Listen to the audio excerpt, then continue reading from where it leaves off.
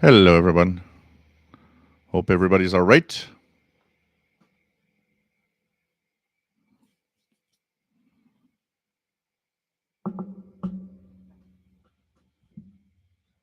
Here, here.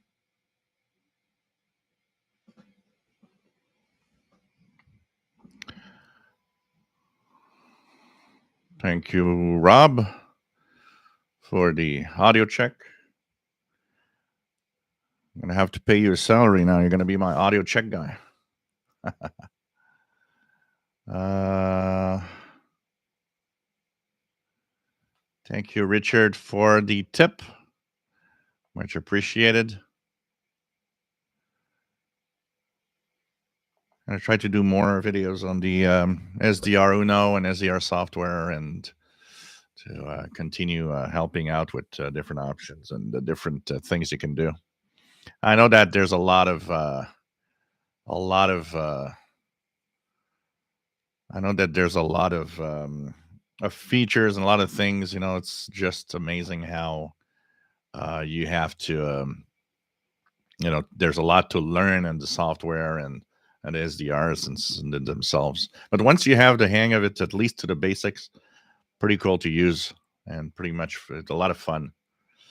I would not exchange if I have one radio and only one, and you tell me that will be the only one you'll have for the rest of your life, I'll choose an SDR. I'll choose the RSPDX or something like that. That covers it all and does it all.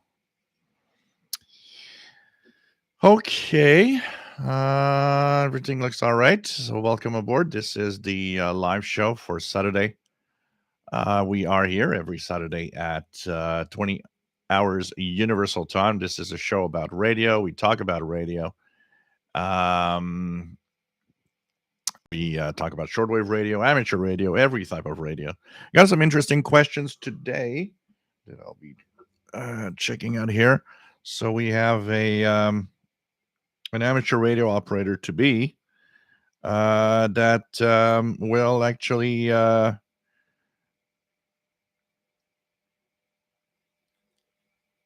we're going to answer a few questions that have to do with amateur radio, and that person is not really sure. So it's a friend of ours that is, and we're going to get to him a little later. So we'll be getting to that a little later for the questions. I think even hams might find these questions and answers interesting. And of course, if there are some things that we're not sure of, a lot of hams on the chat room, so we can talk about it and correct. And continuing with the no alcohol year, this is, of course, this one is a different one. This is cranberry, grenade, and pomegranate. So cranberry, pomegranate, and sparkling water. So cheers, everyone. Really good. Even better than just cranberry alone. So we are here every Saturday. We talk about radio. We have fun. We're a bunch of geeks, radio geeks, if you want. And it's just cool to be here every time to talk about radio of every kind, from SDR to any other types of radios.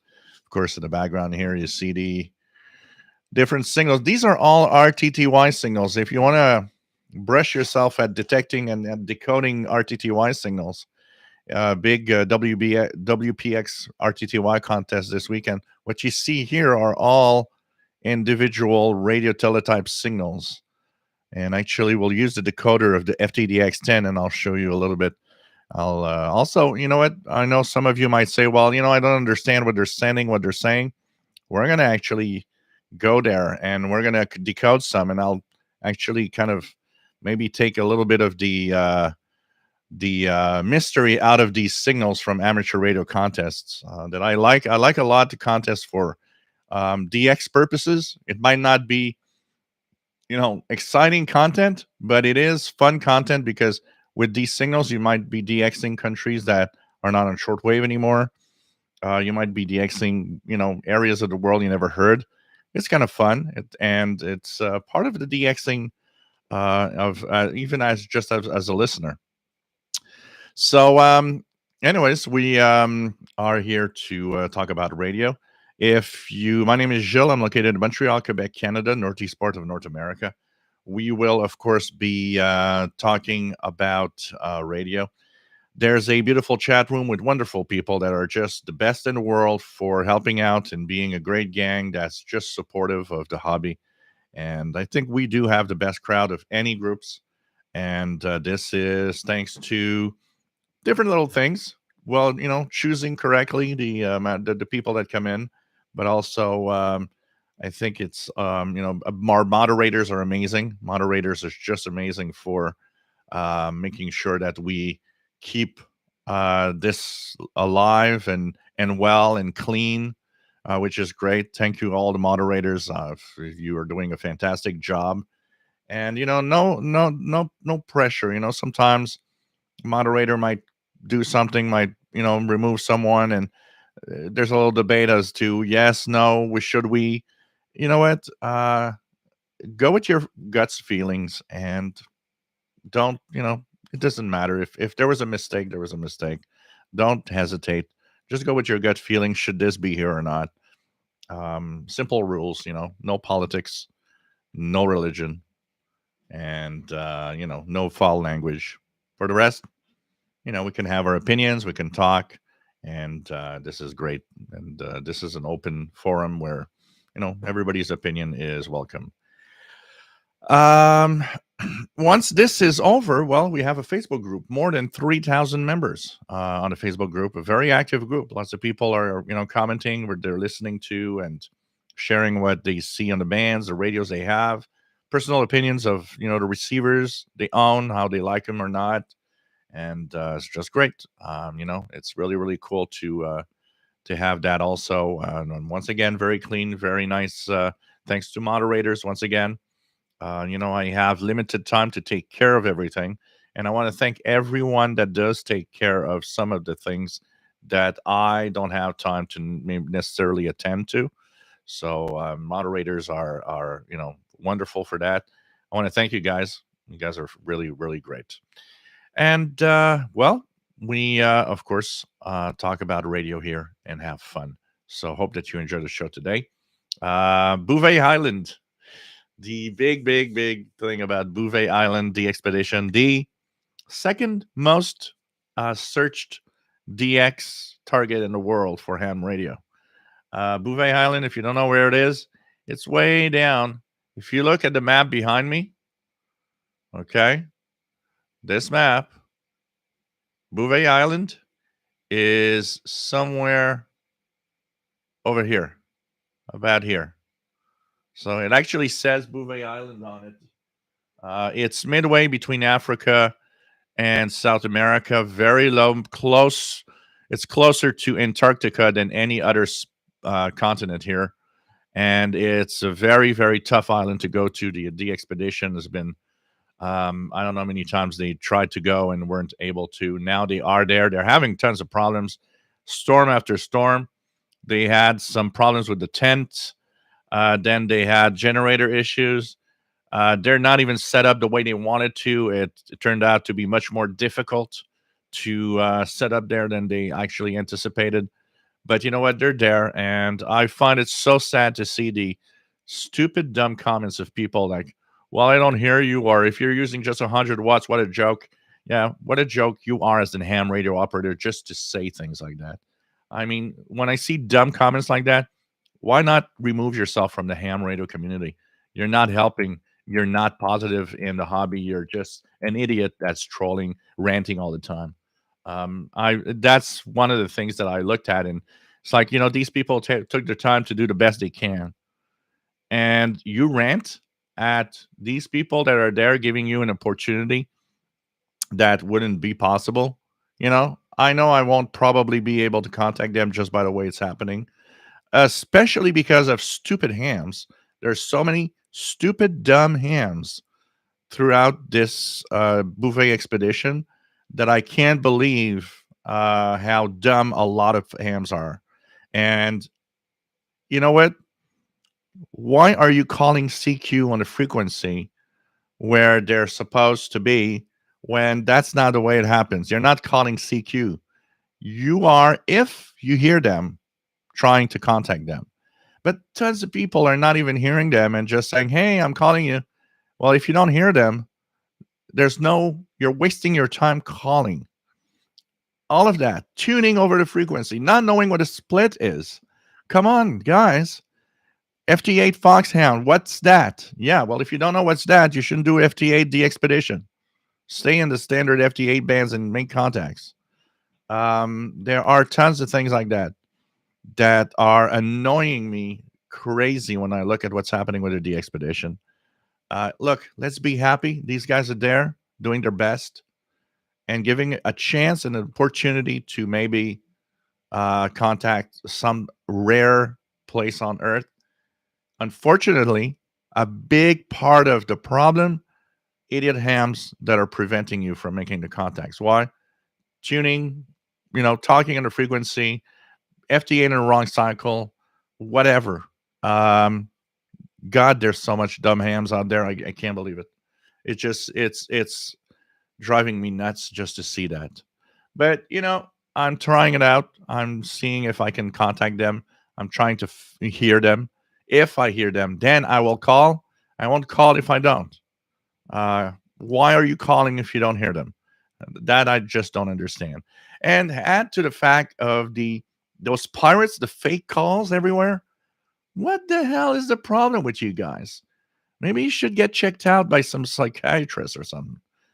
Come on. What's the purpose of intentionally creating a fake call? I don't get it. I don't get it. I don't know. Big joke here. It's certainly not helping people that want to be hams to become hams. They look at how a joke and a clown all of this is, and they're like, "Yeah, I think I'm not going to become a ham after all," because it doesn't seem like it's an intelligent hobby. There's just too many dumb people out there. Oh God. Anyways, my rant is over. So, anyways, I tried every day. I heard them once, and it lasted a minute and a half, because their call went in the column where I receive, and I was like, "Oh, I'm hearing it."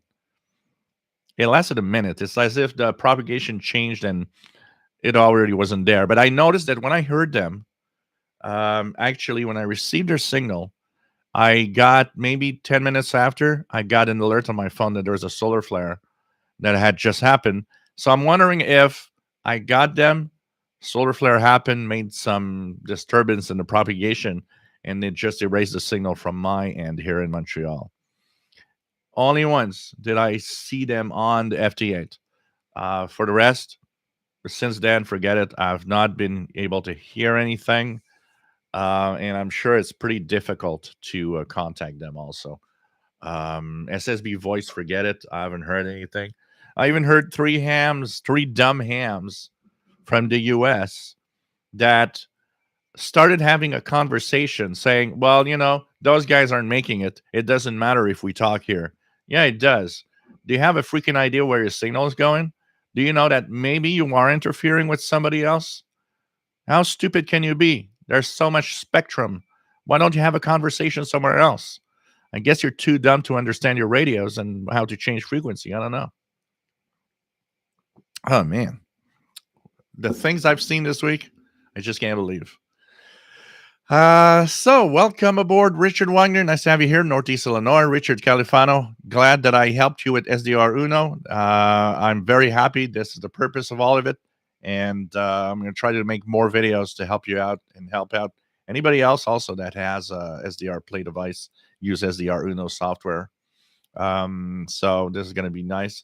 I'm going to do some videos, but I know that there's an imminent release. There's soon to be released new SDR software that will be the new SDR Uno that will be for all platforms. So I might not do too many videos because the new SDR Uno will come out, and that might be different, and I'll have to redo some videos, but using the new software.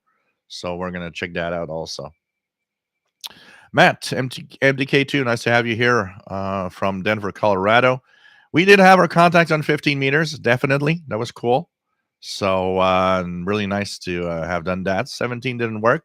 Hey, it might work another day. We'll try. We'll try again. We're adding another band to our contacts that we had, so that's pretty cool. And David in Barcelona, EA3IEK, that was in the chat room last week and usually comes in a little later, was super happy we had a contact, FT8 contact on 40 meters, I believe. It was 40 meters. And so he was like super happy that we made a contact on 40 last week after the show. So it was really a lot of fun for that too. So we have a contact, me and him, from Spain. That's pretty nice.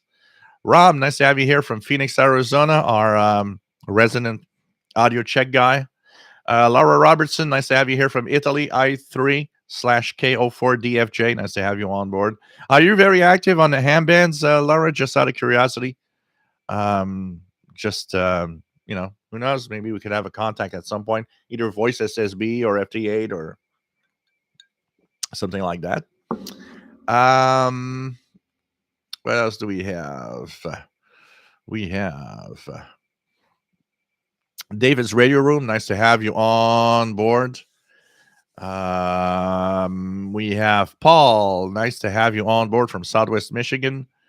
We have our JDA Dakota. Nice to have you on board. Masters Players Radio and Television Plus Gaming. Nice to have you here, Bobby.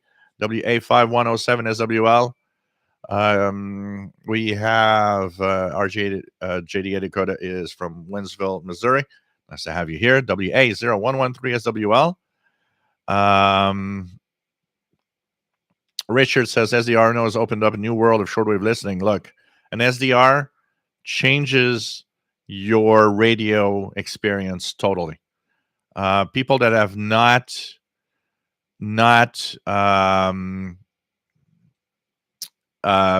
experienced SDR, playing around with a software-defined radio, you are missing out on a lot of fun. So what else do we have? Yep, there will be a new software. The new software will be great because it's going to open SDR Play devices to every platform, and that is nice because Linux, Mac, and Windows now will have the same software, which is cool because there's a lot of Mac users, some Linux users also, and the kind of stuff. I'm sorry to say so, but Mac and Linux users are stuck with crappy SDR software. With that SDR Uno upgrade, that I forgot the name. I think a decent SDR software will open up and will be fun for everyone. So I think it's going to be cool. What else do we have? Danny, Shortwave Radio DX. Nice to have you here from Yonkers, New York. Definitely SDR there's a learning curve. And if you're not computer, enthusiast or computer savvy too much, maybe a little more than others, depending on each people. I'm the guy that just plays around and kind of understands things quickly, but it's not everybody. I'm kind of used to it. Randy Fournier, nice to have you on board, Randall. Pretty cool to have you here.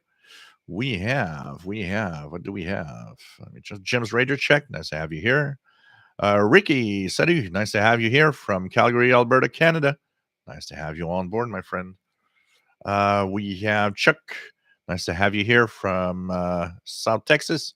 N5 KVO. WFJ59, nice to have you on board.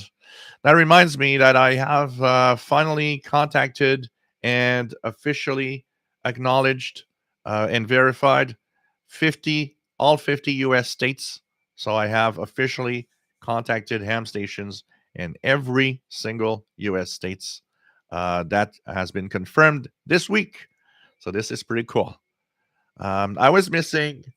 I had a few states missing here close, like Vermont and what was it? Vermont and something like Rhode Island and things like that, which I got on 80 meters and even on 160. When I was in the kitchen, 160, I could make contacts.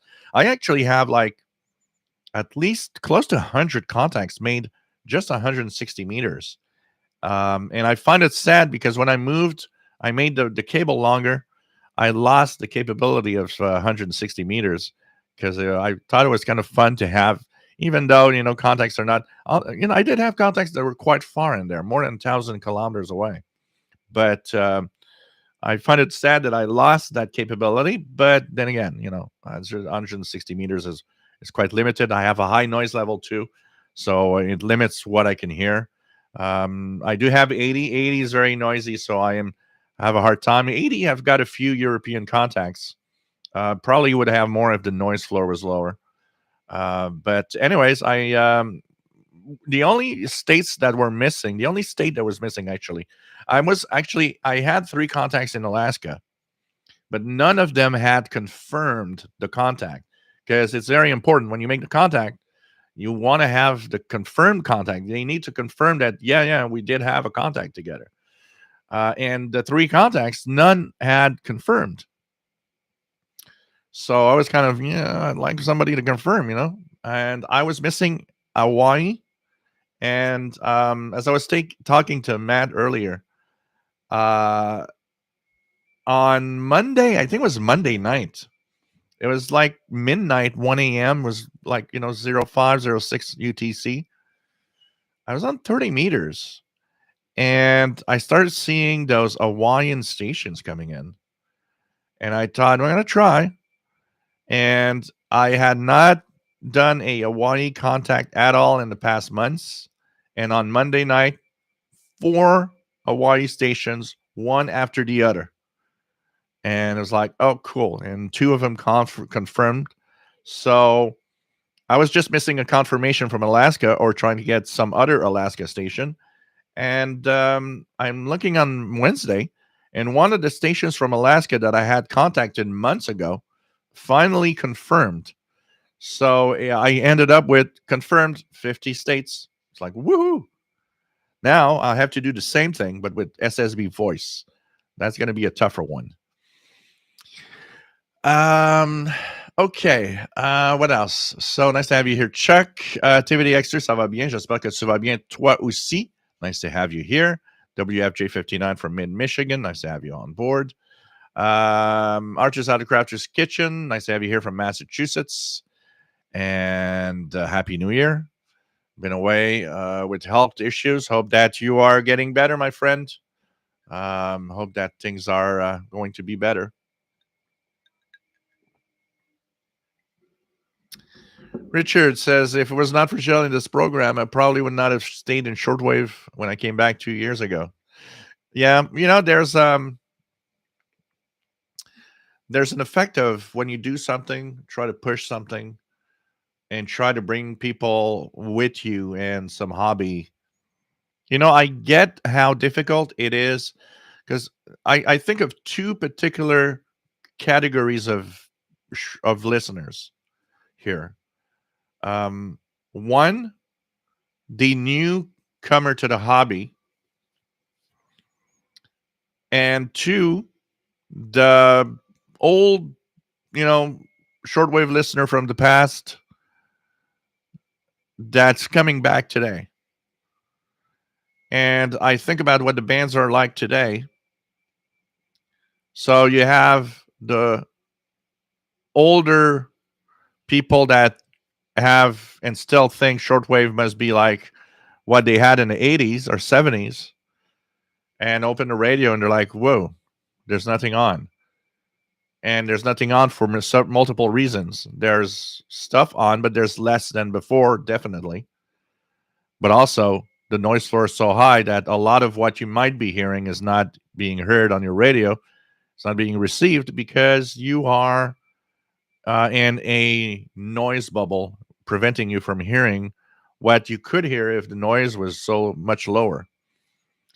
And same goes with, the newcomer to the hobby doesn't have that hope of there's tons of things because he's never experienced shortwave in the past. So he doesn't know what it looked like in the past. He's just going into something new that he doesn't know much about. But still, you want him and you want to help him to hear stuff.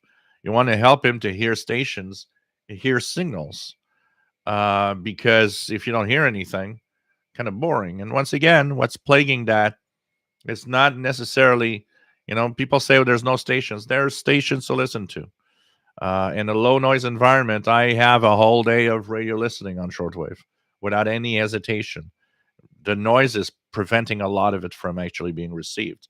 So that's the big problem for the newcomer. If he lives in a place where it's noisy, gets that new radio, doesn't hear anything.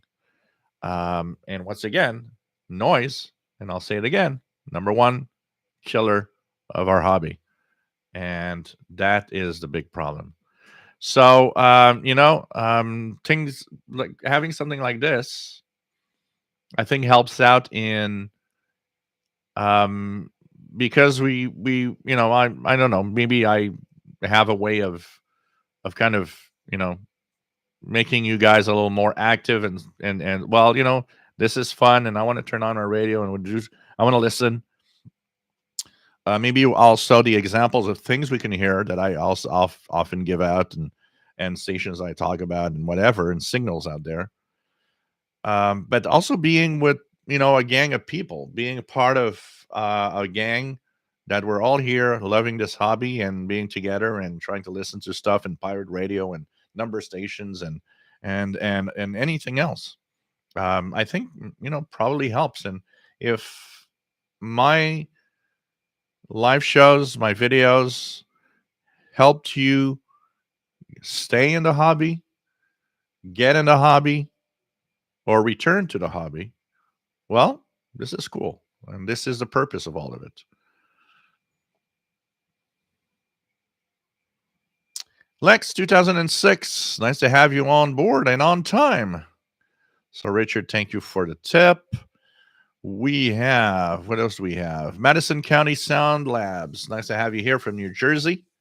And 1XV. Roberto Rojas, nice to have you on board, my friend. We have Chelsea Barracuda. Nice to have you here from Ireland. Pretty cool to have you on board.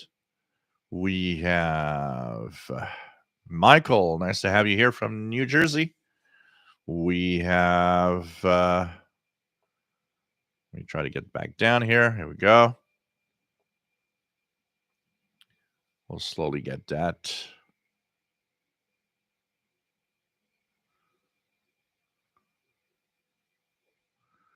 Slowly get that. Let me just get back here where I was.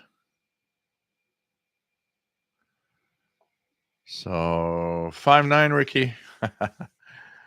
What else do we have? DJW883. Nice to have you here from Southeast Pennsylvania. RGA Dakota connected with new video soundbar on my UHD TV. Youch. Somehow don't imagine myself on a big screen TV. Francis Moore, nice to have you here from the UK. Jill, nice to have you on board. Yeah, pretty comfortable. I bought it on Amazon. I got two of them. Got one like this, and I got one which is just blue, and I love them. Just love them. Very comfortable, and very warm.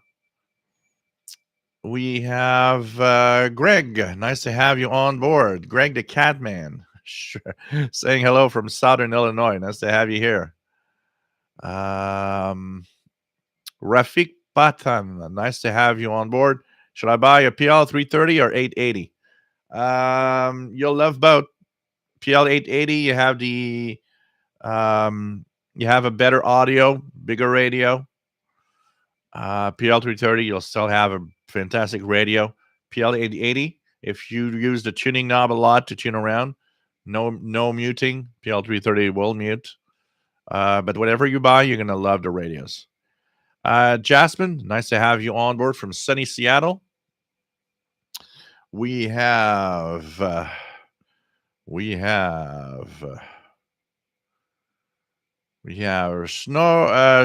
Hada. Nice to have you here from Germany. What else do we have? Thank you, Hyde Radios, for the tip. Much appreciated. We have What else do we have? Am I missing anybody? Hope not. Spacebar, nice to have you on board. And heard WRMI yesterday evening. Pretty cool. What else do we have? Yep, it's the WPX RTTY contest. This is what you see, or what you had seen here in the back. All the lines that you see here in the back on the display are all RTTY signal. I'm on what 20? I'm on a 10-meter band right now. 10-meter band. So there is the WPX RTTY contest, and you can decode RTTY with FLDIGI software for Linux, Mac, and Windows. There's RTTY decoders for Android and iPhone also that you can use. What else do we have? Thank you, Jordan Hatter, for the tip. Much appreciated. Much appreciated. It will probably go towards, possibly an XH Data D109 when it gets out, but it will also probably go towards a Xiegu G90 that I'll be talking about and doing a lot of maybe outside and outdoor little de-expeditions, parks on the air stuff from around here in Montreal. So I'll be checking that out. Nice to have everybody joining in. Chastang, nice to have you here from Louisville, Kentucky. Jasmine, speaking of DX, I picked up the U.S. Coast Guard transmission around their operations to recover the Chinese balloon, which was shot down on 4125 kilohertz last week. Audio is on the utility forum of the HF Underground. Cool. That is cool. Congratulations.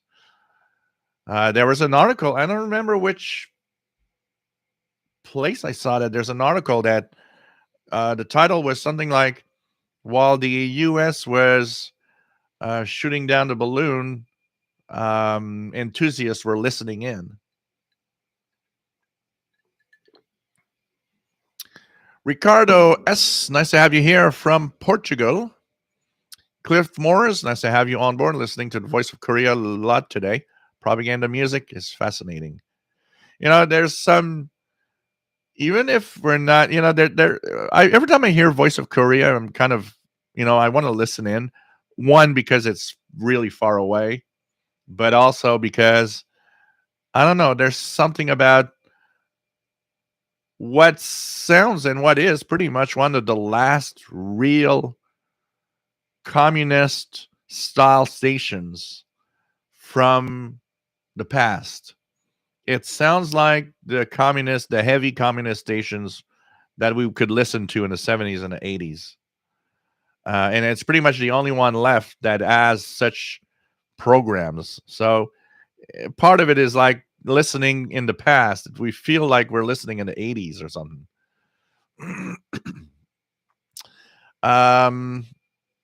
Madison County Sound Lab, take care. 73. Always nice to have people on board. Stay safe. What else do we have here? Neil Rigby, nice to have you here from Nottingham, UK. What else do we have? Sal Domino, nice to have you on board from Kentucky. KM4 PPV.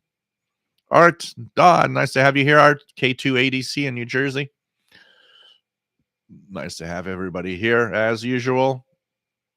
What else do we have? Fast Load, nice to have you here from not very far, just a little to the north of where I live in Montreal.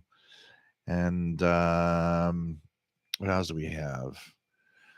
If you're listening still, I forgot to tell you a little earlier, but there's a possibility I might want to go to the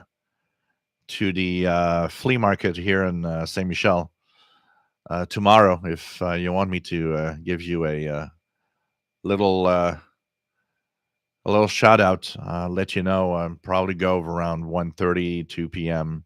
around that time. Maybe 1 p.m. We'll see tomorrow, between 1 and 2. Anyways, I want to go see those old radios again. What else do we have? Saldamino, thank you so much for the tip. Much appreciated. Once again, going towards the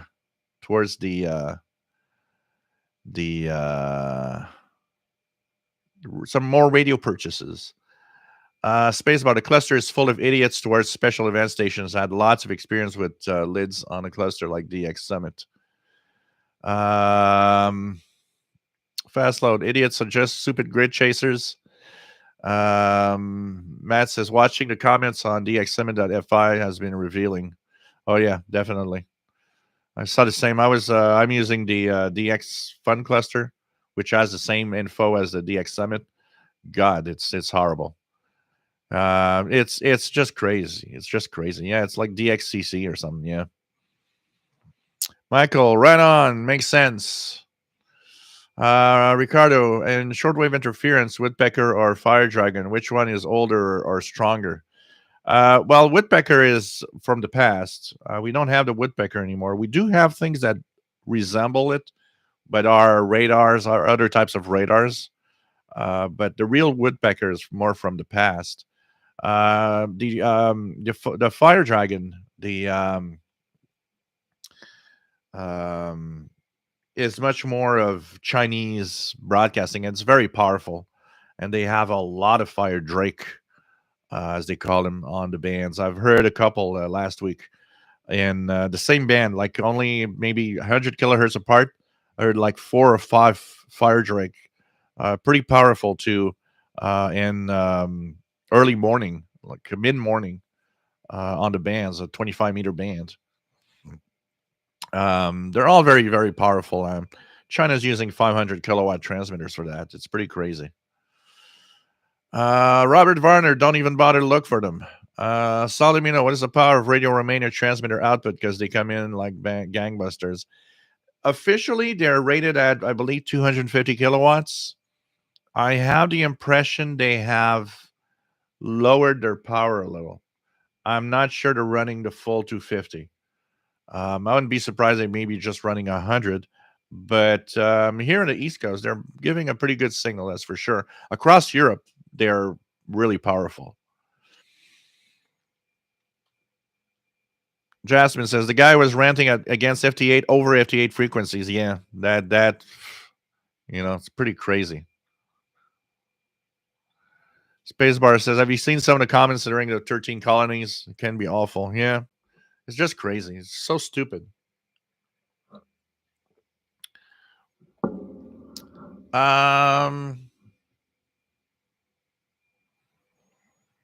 Go on Master Players. Don't go to the website. Go to the Facebook group. Just type 3 Yankee 0 Juliet 3Y0J in Facebook for search, and you'll immediately find the 3Y0J the expedition Bouvet Island. That's where they update everything. TVDXer, you're dead on correct.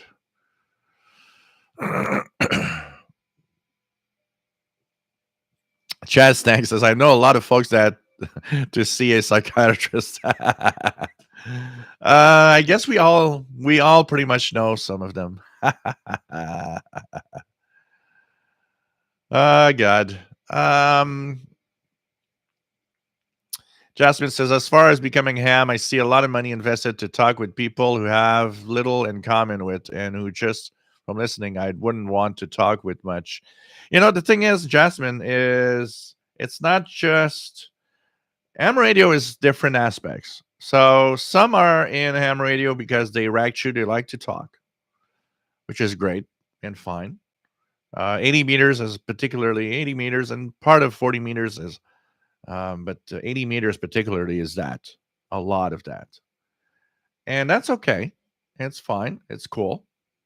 Like 2 meters and VHF, UHF, 2 meters, 70 centimeters, and so on. Look, if that's what you want in ham radio, that's part of ham radio, and it's fine. I'm not a kind of guy that goes on 2 meters and goes on a net and says, "Hi, my name is Joel," and blah blah blah. It's like I don't see the interest in there. But some people do, and some people make friends through that, and it's a way to do it, and it's fine. It's part of the hobby. Um, you will be surprised if you like to talk. You'd be surprised at who you can meet. An example is in one of the times that I was calling CQ on 40 meters. Got a contact with a guy from South Carolina. Guy's 80 some years old. Man, we had a conversation. I was not expecting that. I was expecting, well, somebody's going to come back, say hi, give me my 5-9 report, and bye bye. No, that guy came back and it's like we talked for more than an hour. And it was really interesting. And you will find interesting people out there. There are some. But you don't have to be in a conversation mood, also. Some people, a lot of people do FT8 for one reason. They don't, they're not necessarily conversational. They're not, they don't have a big mouth like I do. So they just, they want to make contacts, but they don't necessarily want to, use voice. And if they do want to use voice, one of the things they don't want maybe is to have a conversation. FT8, you won't have a conversation. That's guaranteed. If you do, it's going to take you a hell of a long time. And there is for everybody. And I'm going to tell you, you should think about it. If you like DXing, if you like listening to different signals from all over the world, well, think about it more as of I'm going to get my license. I'm able to not only listen in, but I can maybe even contact stations from all over the world. And whatever mode you want, and with or without a conversation, there's something for everyone on the ham radio bands. You just have to go and take that part that you like and you feel comfortable in. And, FT8 is the thing for a lot of people. I'm a big SSV voice guy. So if I go into clusters and I see that there's, you know, a few DX stations and single sideband voice, I'll prefer that and go immediately there before I'll go to FT8. I'll go to FT8 when I see that in voice there may be nothing much. Although I've been calling CQ on voice often and CQDX, and you get people kind of coming back to you. You might not have big conversations, but I do have an inclination towards SSB better and more because I like to talk and I like to have a contact voice. But FT8, is fun in another way, and it's a different thing. And some people hate FT8. Um, they, the only thing I have to say is you might not like FT8, don't care about FT8. Well, you know what? Just leave FT8 people alone and go to the other frequency ranges where you can do what you want. That's the thing about, when I see ranting at modes or ranting at people doing something on ham bands, the first thing that I'm going to say is, okay, well, that's the spectrum used for that. You got that spectrum left here for whatever you want. Move away and do your stuff. And a lot of the ranting people, you'll notice, are people that are not even active. They just want to rant to rant. At least I can rant as a guy that is doing ham radio. My radio's on every day. I don't think there's a day I haven't done a contact in the last 2 months. It gives you an idea. I can rant. I'm an active guy in the ham community. And if there were other things to do that I could join, that I could, participate with, I would love to. One of the things that I would really love that I'm looking seriously at right now also, I want to have the capability of making contacts, even if it's with just a little portable beam that I'm holding with the repeater of the International Space Station and maybe some ham satellites that have voice capability. So these are things that interest me. Now, the way I'm set up, I can't install big gun antennas that have rotators and stuff. It's too complicated for that. But there are other ways, and I've seen videos, tons of videos of people having just a little beam that they're holding with their hands and just pointing up and making contacts. So, I want to try that. I want to have fun with that. I want to try different things. I will try different modes. I did for the first time call CQ at PSK 31 and get a contact with a ham station in the US. It wasn't very long, but I was kind of satisfied. It's like, okay, this is my first. Every time you do a first in ham radio, also, you're always kind of a little stressed. Like I did SSTV. I find it super fun. I'm not used to it. I'm not, I haven't set up my PC to be comfortable doing it. So I did maybe 3 or 4 contacts SSTV. I didn't do any since. I want to go back. But I wasn't when I did it. I wasn't ready, but I still jumped on it. I probably looked a little amateurish when I did it, but at least I did it and had fun. I just need to set up to operate better and have more fun with the slow scan TV stuff. But it's there's for some stuff for everyone. And I think we have to stop if you're looking at the ham radio operator, not becoming a ham because you went on 2 meters, you listened to 2 guys talking about their prostates. Yeah, you might be thinking, why should I lose my time getting a license for that? Yeah, I totally understand. But ham radio, you can do your own thing. You do what you want. Stop looking at the hobby as, well, that you see these guys what they do, and look at the hobby as, what can you do to make it interesting and different? I can take the microphone and call CQ voice. See who's out there. Let's see. Have fun.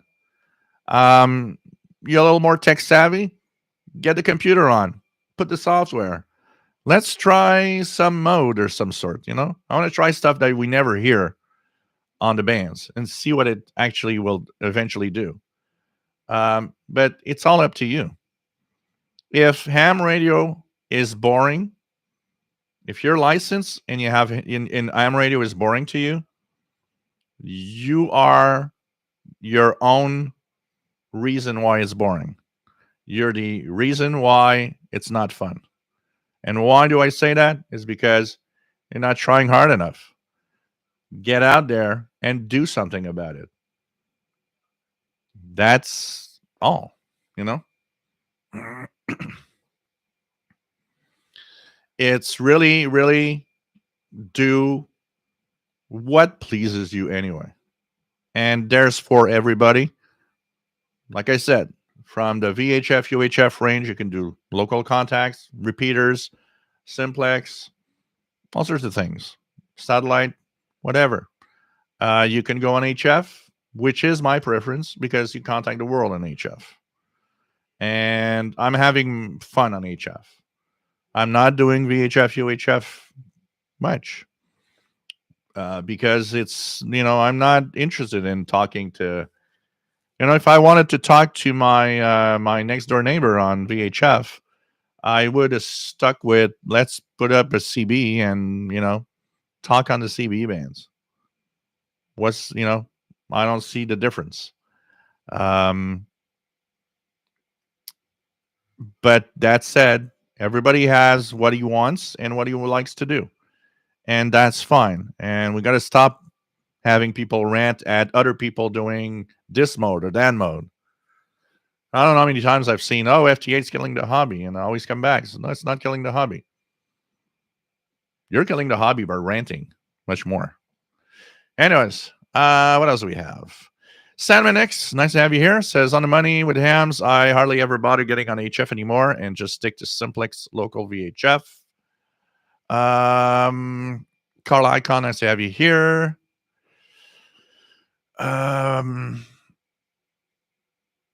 Fast load, too many buttons for some. Yeah, definitely.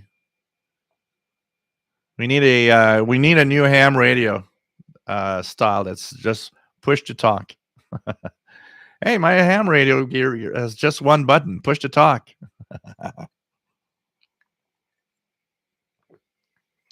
Yep, 7200 lower sideband is another place where it's like, yeah, okay. Hook 911 says SDR Uno's favorite SDR software. Keito Hati, nice to have you here. OH2CBE from Finland, nice to have you on board. We should make a plan when to try to contacting each other with some date night. Yes, absolutely. I actually contacted just before the live show. I contacted 2 or 3 stations from Finland on FT8, and I have at least 3 or 4 single sideband voice contacts with Finland, Sweden, Norway, Denmark, and SSB voice. So definitely.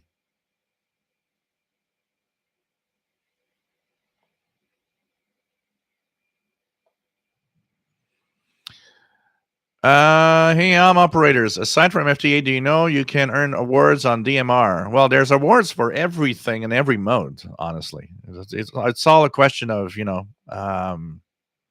of going out there.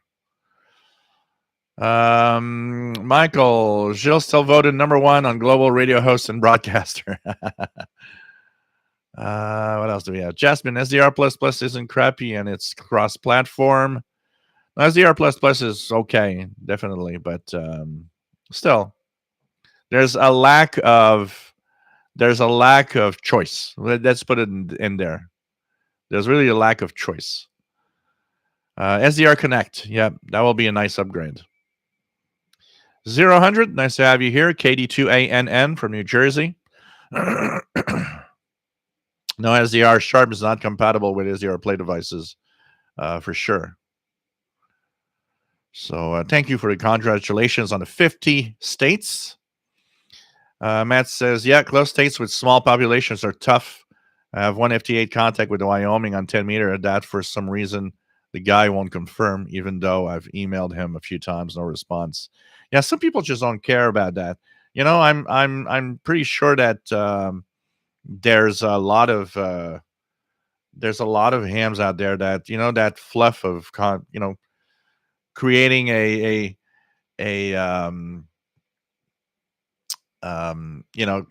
just confirming a contact or whatever on some of the websites is like, I don't care. I bet you there's some hams out there that don't even use computers. So but it's because of course, to get any award or to get something, you have to have confirmation. You can't, because or else what, you're just going to say, hey, I did 50 states.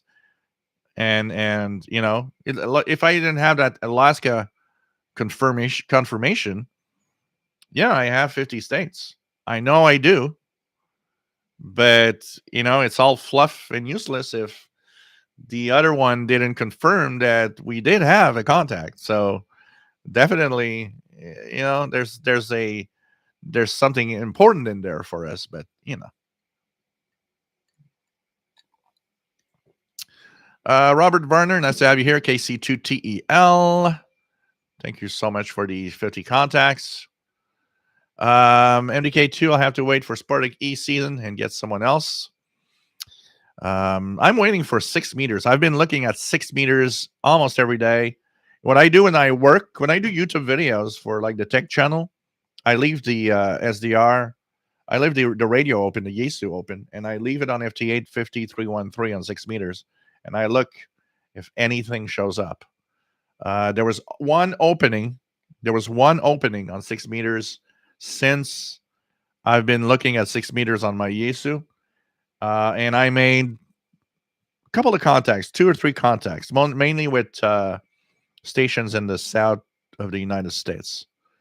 But I'm looking at a really good opening on 6 meters with contacts of even in like Central South America and stuff, and maybe Europe. So that's gonna be cool. What else do we have? Robert Cross, nice to have you on board. Bought Greenwich satellite radio like yours today. Oh, cool, Robert. Cool. What else do we have? Jasmine also, I like SDR plus plus. It's like SDR sharp, but supports SDR Play devices and is cross-platform. Matt, unfortunately, HD SDR, which is a fine piece of software in my opinion, works both with. Yeah, it's fun to have choice. And the problem is mostly choice. Whatever you use is fine. When people ask me, "Oh, what's your favorite software?" Well, my favorite software might differ from what you like, which is totally correct and normal. The layout, the features, the way it works will appeal to some, not to others. And we'll have, we will have different software we might like. So if I use SDR Uno, I'm not there to push SDR Uno to you guys. I'm there to say I use it and this is how I use it. But if you tell me I'm using SDR console, fine. I got no problem with that. That's what you like. That's what you like. That's all. But what I find sad is that Mac and Linux users have very limited choice. And it'd be fun to have all the choice you have in Windows on these platforms. Of course, you can use virtualization and run a Windows in it and stuff like that, or dual boot your Mac with Windows on one side and so on. But it's just not as convenient. I put it like that, convenient. Let's continue on. Try to catch up a little more.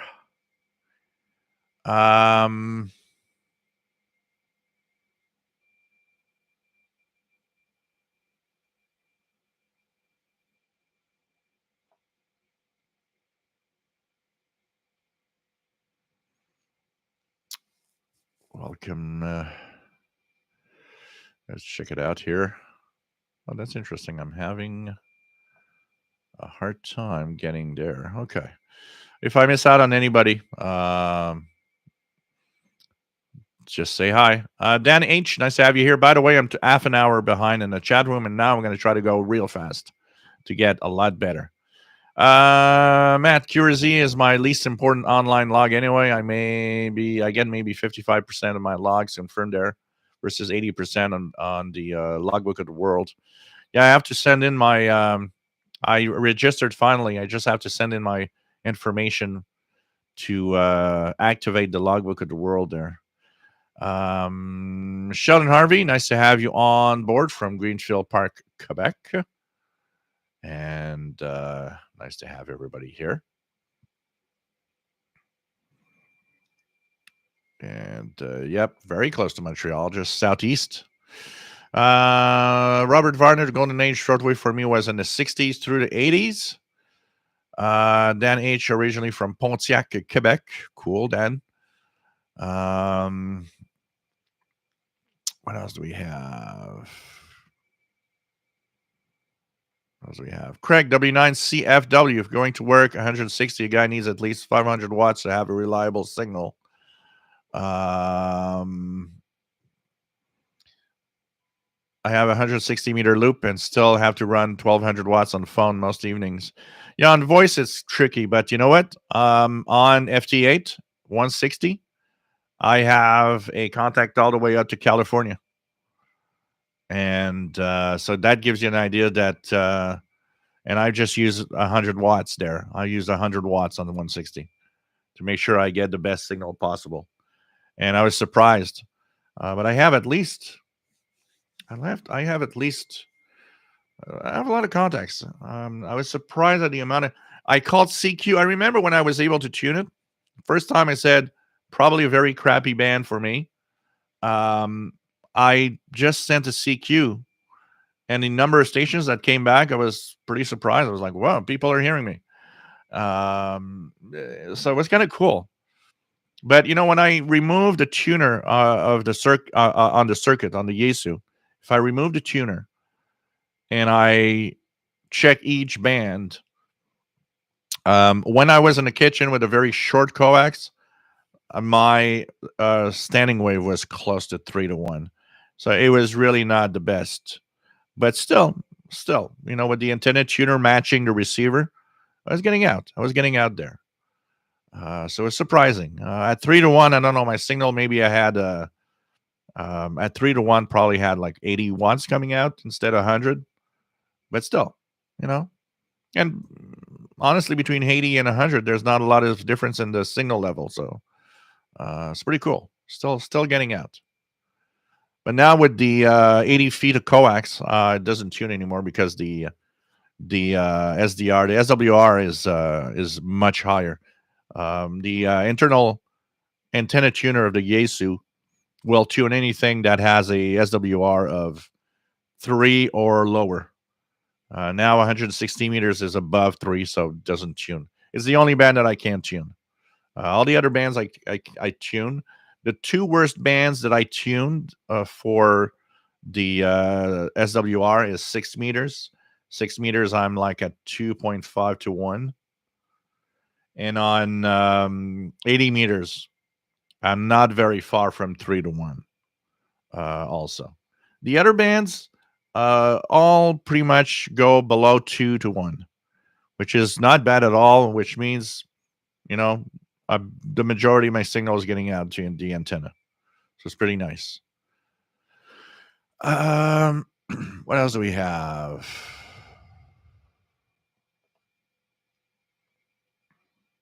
The Ions for a gang name. The Ions. Craig, W9CFW at some point the band allows. Ricky says, I think it's possible to be nostalgic about the good old days while making the most of what we can listening today. Definitely. I mean, we are, I am nostalgic. If I start listening to some of the, man, my nose is itching. I get nostalgic when I listen to old stuff. But, we still have to have fun today. Robert Cross, thank you for the tip. Dan H is Two Hills, Alberta. Welcome aboard. Let's DBS C777. Nice to have you here from Connecticut. KC1 PSK. We have Tony. Nice to have you on board from Ireland. Will you be checking out the XH Data R1009? I'm not sure it's worth the purchase. I'm waiting for the D909. If such a radio exists. I probably will purchase it when it's available, and make a video out of it for sure. What else do we have? Nick Sharp found the SDR no video very helpful to see what someone else has. The settings for AJC. Okay. I play a lot with those. I often change a lot of the settings, so I do play a lot with these. Tony said, get the 33 instead of the 880. It'll take the external antenna for all bands. 880 is limited to that way, but audio-wise, 880 is hard to beat. PB Wizard, Pinball Wizard, I would guess. Thank you, Jill, and watching your YouTube stream. I learned that I can enjoy the radio hobby without buying an expensive radio with my SDR dongle. An old laptop, picking up many signals. And that's the fun of it. Everybody has something for his budget. If you're using RTL SDR V3, doing shortwave and other stuff with it, or, old laptop, fine. That's your hobby and it's working well. And, it's decent for the price. You can't complain much for the price. It's decent. It's sensitive,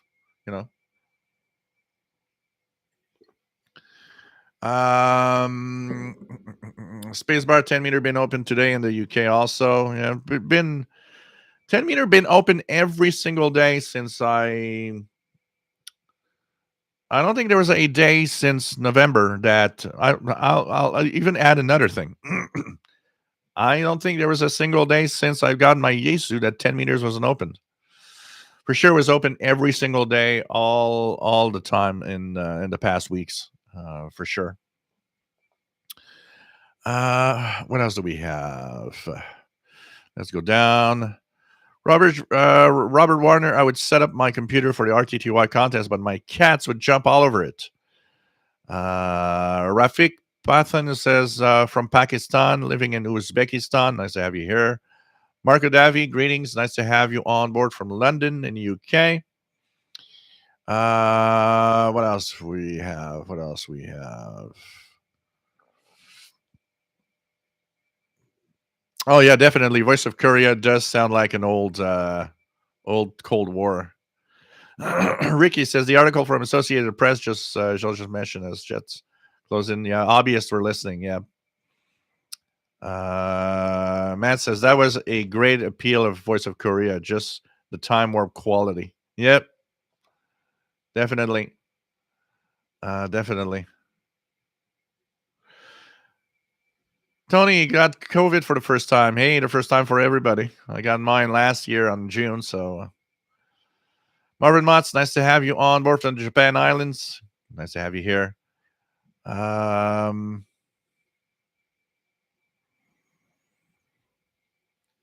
Matt says, I'm hoping they're super copyable this spring. I'm sure they cut back. Oh, they cut back their power, definitely. Voice of Korea here on the East Coast, 11710 was a daily station for me. It was there all the time. And I've been checking out lately. It should be at, February, March. It should be at the peak here. And I hear it, but I don't hear it very strong. So they definitely cut the power to reduce the energy consumption because they used to be pretty much a regular daily station here. And 11710 was always great, except in geomagnetic storms and stuff. Most of the time, it was really, really amazing signal. Fast load flea market, that's an idea. So, anyways, I'll send you a message tomorrow. Take care, Hooked 911. What else do we have? Tony, anyone knows if Texan are planning an upgrade to the H501X? Well, they did say if they still hold true, they did say that the PL990 and H501X were the last high-end receivers they were making. So I would not count on having anything new that is higher end. What else do we have? Yeah, the original Woodpecker was a over the horizon radar, definitely. It's just that it's not active anymore. What we hear today that sounds like it is a different thing, but it is also a over the horizon radar, definitely. Um, what else do we have?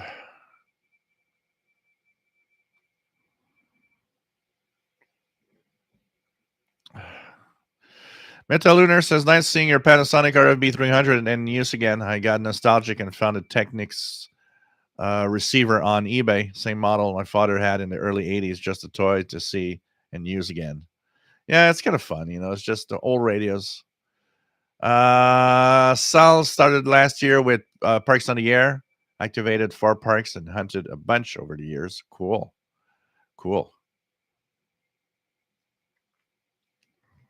So what else do we have? Brent, nice to have you here. VE3 GXD, sorry, from Brockville, Ontario. Hope you're doing well, also, my friend.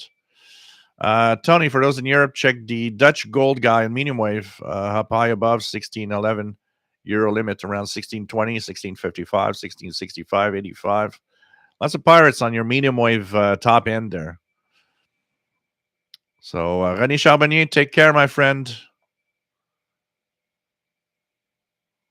Anthony Friends, nice to have you on board from windy Florida. Simon Templar, nice to have you on board. What do we have? Jasmine, hearing K6YYL and reading her QRZ page got me interested in getting a license a little. That contest seems exciting. Some people are just contesters. There are people that have their hand license and the only thing they want to do is contest, which is also fine, Tony, can you guys in the US hear Voice of America on 1530 kilohertz using 600 kilowatt from Sao Tome?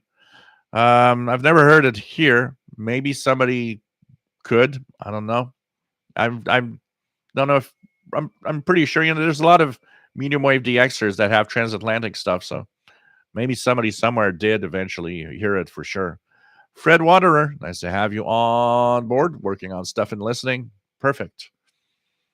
Paul said I had a tech 25 years ago and did 2 meter 440. It got boring very quick. Renewed my general this week. We'll start with 40 to 10 meters SSB and WSPR, Whisper, KE8WMF. I hate my call. John does exclusively CW. Love the challenge. A lot of people are CW fans.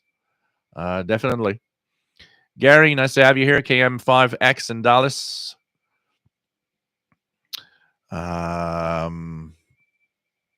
What else do we have? What else do we have? Let's go down, go down, go down. Patrick Moore, thank you for the show. Thank you very much for being here. Harold Anderson, nice to have you here from Norway. LB1NH, nice to have you on board.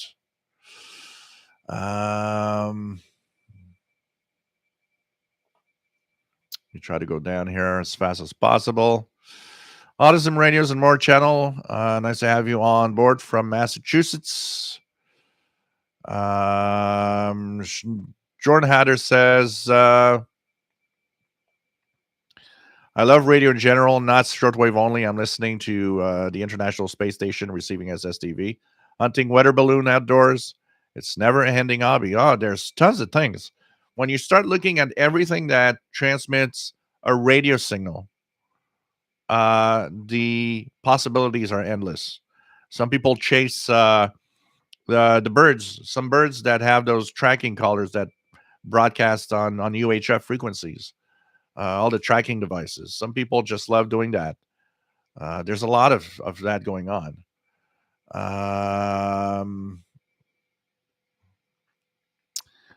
What else do we have? Keegan the Xer, nice to have you on board from Northwest Arkansas. Sal says WRMI appears to have lowered their power, not as strong as last year. Signals here are pretty good, so it could be just a shift in propagation, because signals here are pretty good and generally what they were. There's a few frequencies that I don't hear necessarily as well.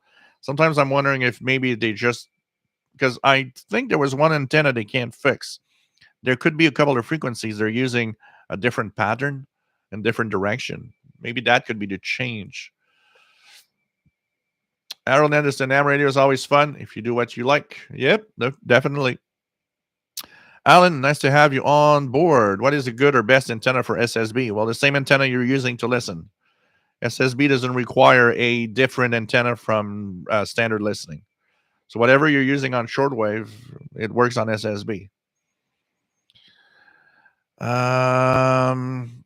Tony, anyone come up with a solution warbling effect on the PL990? If you have warbling effect on the PL990X, there's nothing to do about it.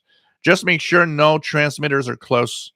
I noticed on the PL990 and H501, I have warbling if my cell phone is too close to the radio. Matt says, I wonder how many people into FT8 now simply didn't do a lot with SSB before. Nobody seems to be complaining that FT8 killed JT65. Yeah. I think there are people on FT8 that probably never did SSB. I wouldn't be surprised that some people never did SSB. And I'm pretty sure some people that are in digital modes maybe didn't or did very little SSB also. Voice contacts. So this is, I think, but definitely, I'm sure there's some people that got their ham license and they went straight to FT8 and never did anything else. The thing is if that's what you like, that's it. That's the only thing that's important. Jasmine says the worst used to be 3840 lower sideband. Anders Gustafsson, nice to have you here from Sweden. What else do we have?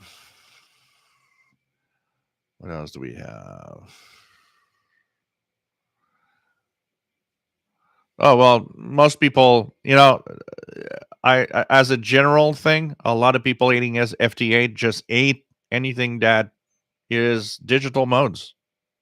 And that's it. Tony, on your medium wave video, if you're going to do another one, replace the MLE30 with much better W6 LVP and stick it on a high gain rotator. Yeah, well, my W6 LVP that I have here is blocked on medium wave because when I had purchased it, the Larry thought that the medium wave signals are so powerful here in Montreal, he was afraid there would be an overload of the amplifier. So it has a medium wave block, and I'm not buying W6 LVP again. That's for sure.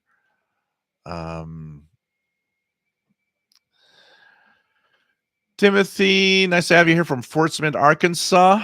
But I'm pretty sure it must be, but the loop is bigger, so I'm pretty sure it must be better at a long wave, medium wave than the MLE30. That just by the size of the loop, already that probably is the case.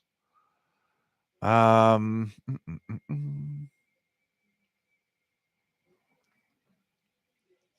else do we have?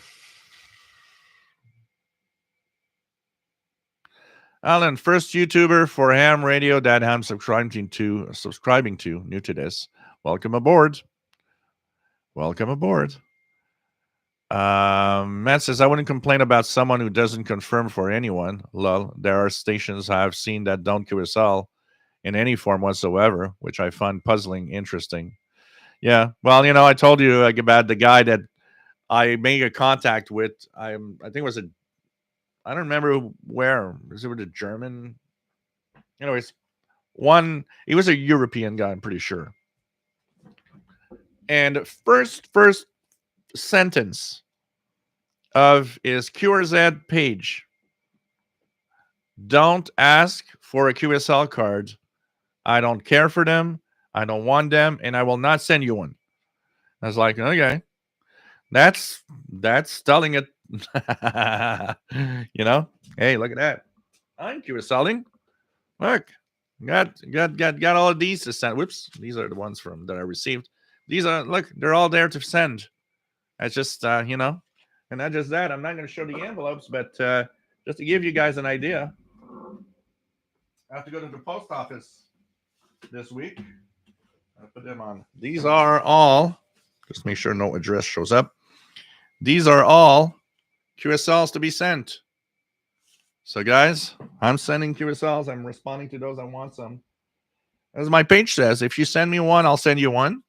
And if you EQSL, I'll EQSL.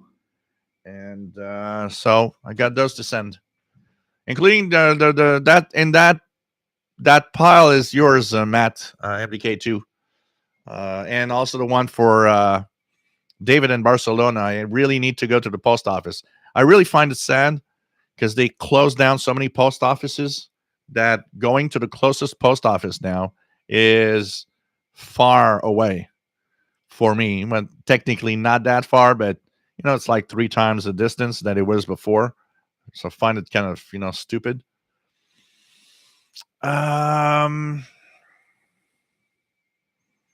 Is SDR Uno compatible with the RTL 2832U? I remember SDR Uno being compatible if you added the files there. Is it still? Can anybody confirm if it's still? It used to work with RTL, but I'm not sure if it still does. Anybody can confirm that? Nice to have you here, Tori.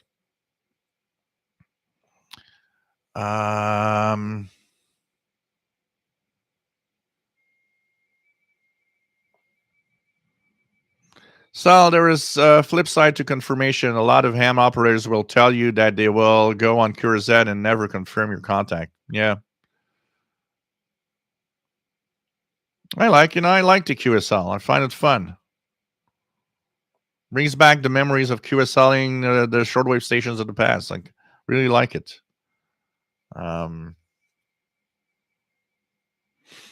By the way, Fastload, if you send me your full postal address, I'm going to send you a QSL card. Or I'll give you it in person tomorrow at the at the flea market.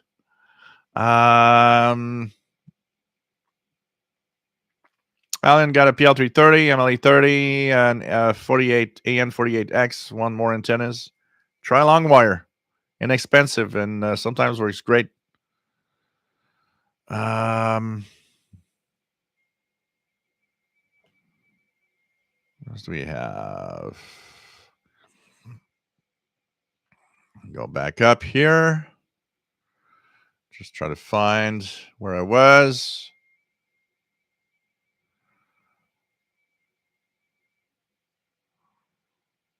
By the way, you guys, if you want the World Radio TV Handbook, it's official. It's out.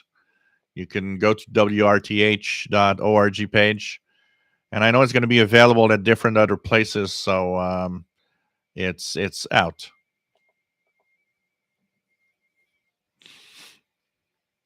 What else do we have? Let me just try to find where I was.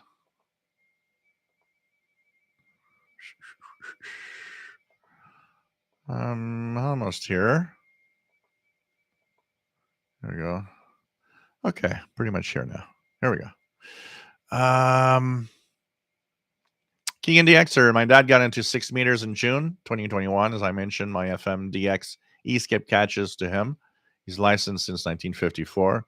You know, you probably look at him as at his 6 meter DX, because if he goes on 6 meters, you probably know that there's a good shot at you getting your FM DX at the same time, because it often goes together. So, you know.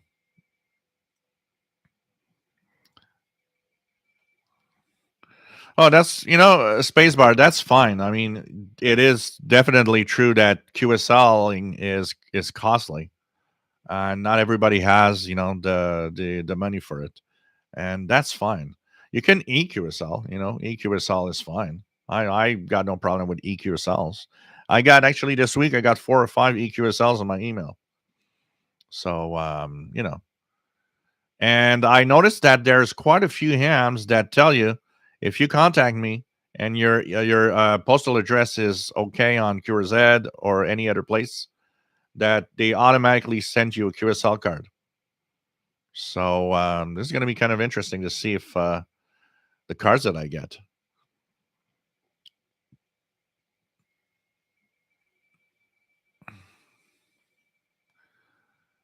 Alan, I get 80 meters, don't know frequencies.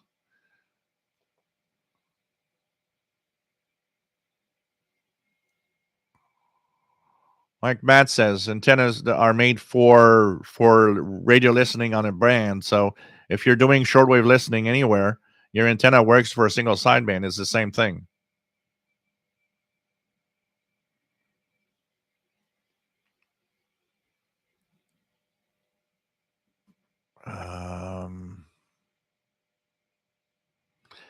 Ricky says, I could hear local ham operator V6CQ on 29030 AM speaking with W0TH just now. Could hear Calgary guy, though, not the other side.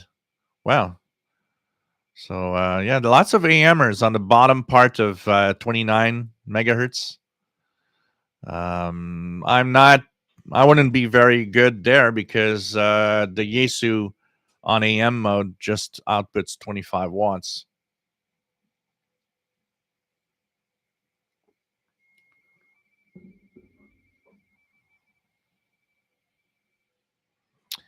Glenn finished 150-foot end fed today and used Canadian time service for testing. I will have to stay on the couch for 2 days, but I pushed through my disability, and now it's done. Cool. Tony, World Radio TV Handbook 2023 is on the way. Cool. Michael is having coffee. Perfect. And the problem, if you're having no luck with wire antennas, first of all, you need to know when and where to listen, Alan. The bands, is higher bands in the daytime, lower bands in the nighttime. Modes is simple. AM mode is for international broadcasts. If you want to listen to Radio Romania, for example, Voice of Turkey, Voice of America, whatever, WRMI, that's AM mode. That is mostly for the international broadcasts. Sideband utilities. So upper sideband utilities, upper sideband for the upper amateur radio bands. What you need to know is your bands and where everything is. So that I think is the first start, knowing which bands are amateur radio, which bands are international broadcasts, so that you know where to tune. And then remember of a simple rule of, in general, higher frequencies are in the daytime, lower frequencies in the nighttime. That's the kind of the basic where to start.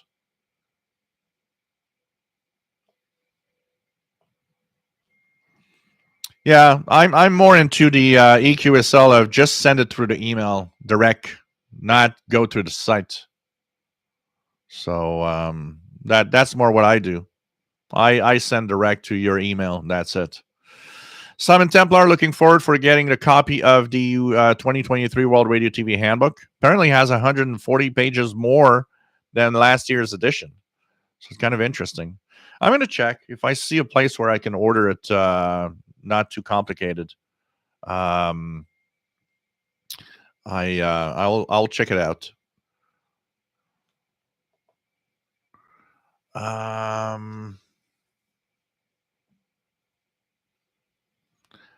You don't have to go on the roof for the MLE 30, Alan. You could put it. It doesn't need to be very high to work well.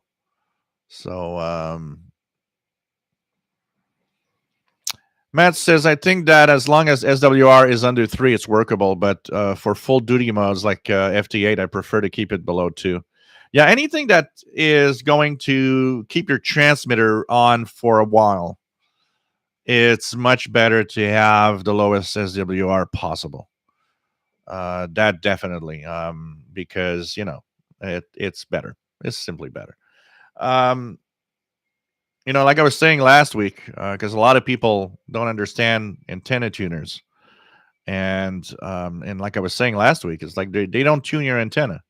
If your antenna has a standing wave of 2-to-1 on 40 meters, when you press that antenna tuner button, or if you use an external antenna tuner, it actually just match the impedance. That's it. And that's what I was saying. They should be called impedance matchers, because they are not tuning your antenna. Your antenna, for a fact, still has 2-to-1 standing wave. It hasn't changed that. You're still having a loss of power. The only thing the antenna tuner does is make your radio happy because the impedance matches, and that's it. So if you have standing wave, you'll have standing wave. It's still that the loss of power that you have because of it is still there and will still exist. So if because of standing wave, your antenna on 40 meters, for example, would lose 20 watts out of 100, it's still going to lose 20 watts out of 100 once you have tuned it with the antenna tuner, because you didn't change anything for the antenna. You just matched the impedance to the radio. So the radio is happy, but the antenna is still crappy. Oh, I like that phrase. Radio's happy, antenna's crappy. What does an antenna tuner do? Oh, makes the radio happy, but the antenna's crappy. That is a great phrase. I like it. Michael, upgraded car sound system. 2 cars, Honda and a Benz, and I think older car radios should be used for DXing. Jasmine, for me, they are in order. Airline lights over Pacific reporting a UFO, Russian aircraft calling Mayday, and Chinese balloon recovery operations. Cool. Lots of stuff to listen to. Keegan says, I heard sounds from Windows on a number station from Cuba, HM01. I like that. Somebody tried to fiddle with the computer, and it didn't work. Matt says, I've once heard porn sounds on FT8 frequency. I wouldn't say that it was cool, but it was noteworthy. People don't understand one thing is that when you do FT8, you're actually sending out audio from your PC, from your PC, and If your PC has other audio with it, it's gonna come out with the FT8 signal. I like it when somebody's fiddling with Windows and you're listening to an FT8 band, and all you hear is the little ring from Windows because they're fiddling with something, and now we're hearing that instead of anything else. Uh, Look, guys, it's not time to fix your problem when you're transmitting. Fix it before you transmit. It's like, stop tuning on top of others. If you tune 5 kilohertz away, you're still going to be fine for the frequency you're transmitting on. Man, that is probably the worst. Tuning on top of others. Spacebar, heard the USA military telling Colonel Gaddafi's navy to stand down. Heard Nepal earthquake and the news they found someone safe was cool. Cool.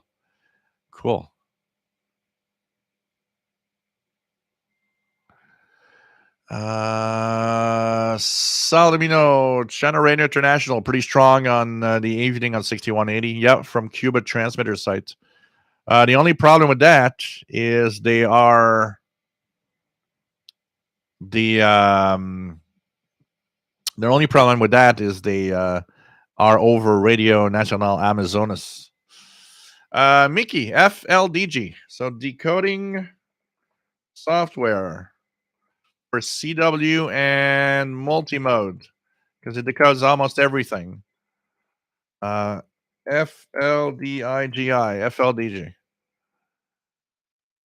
Multi-platform. Summon Templar, Russian Woodpecker Station is in Pripyat, Ukraine, in close proximity to Chernobyl. Then there's a lot of YouTube videos of people that have gone there too.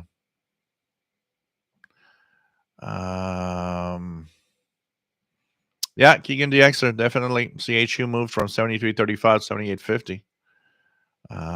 Greg, anyone planning on buying a Xiegu G90? Well, I got it on my mind for maybe portable operations this summer. I feel like I would like to have one. I could use it as a portable operations. I'd set up with a portable, in my backpack, a G90, a lithium phosphate radio and a battery, sorry, and some kind of portable infed antenna or whatever that I could use to play with and do some QRP maybe stuff.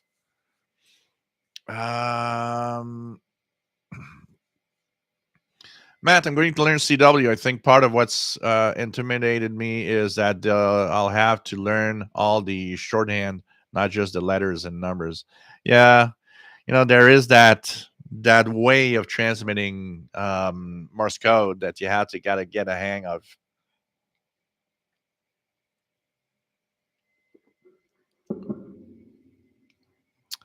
So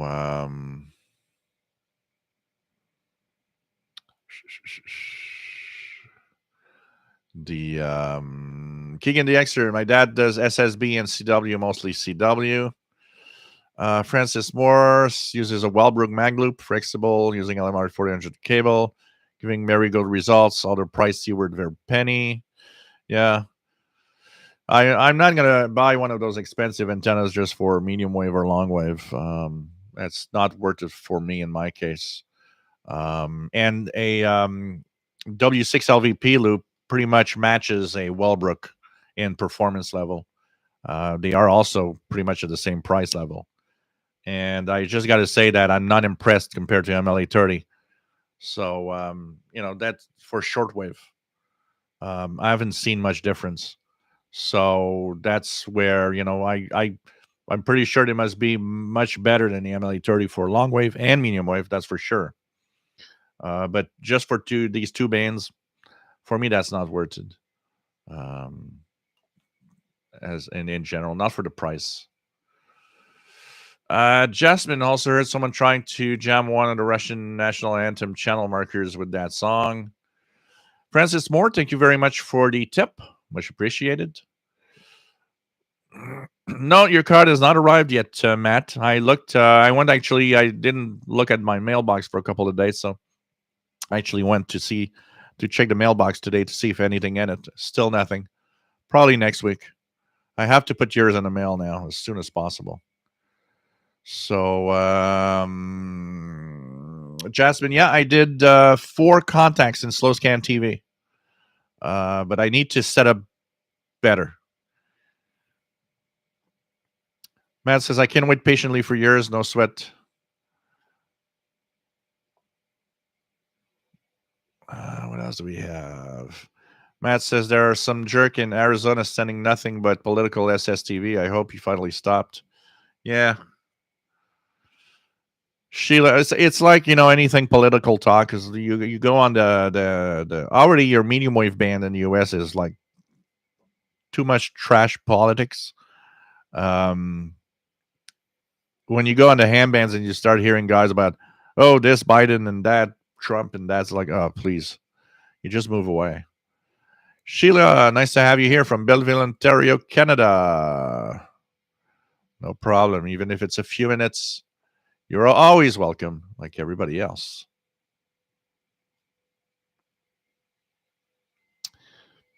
Okay, let's see here.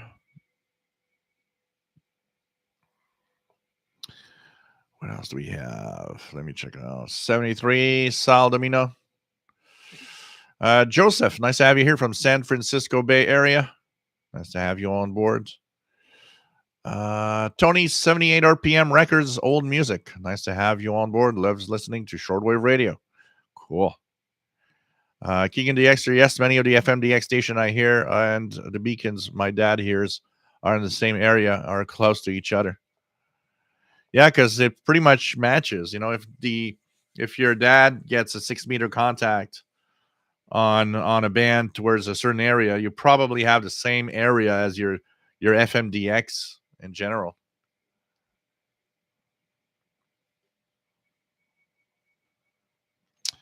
Matt says, I need to send some money to the incoming bureau. Japanese hams love to send paper carousels that way.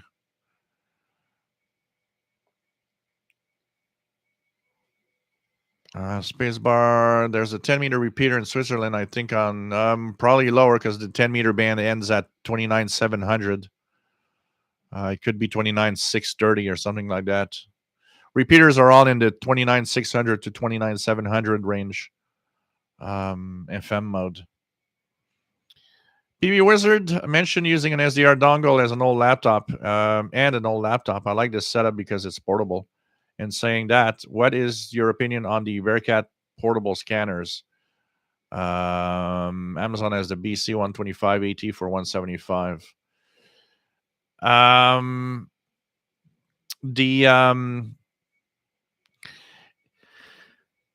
If you, yeah, what should I say?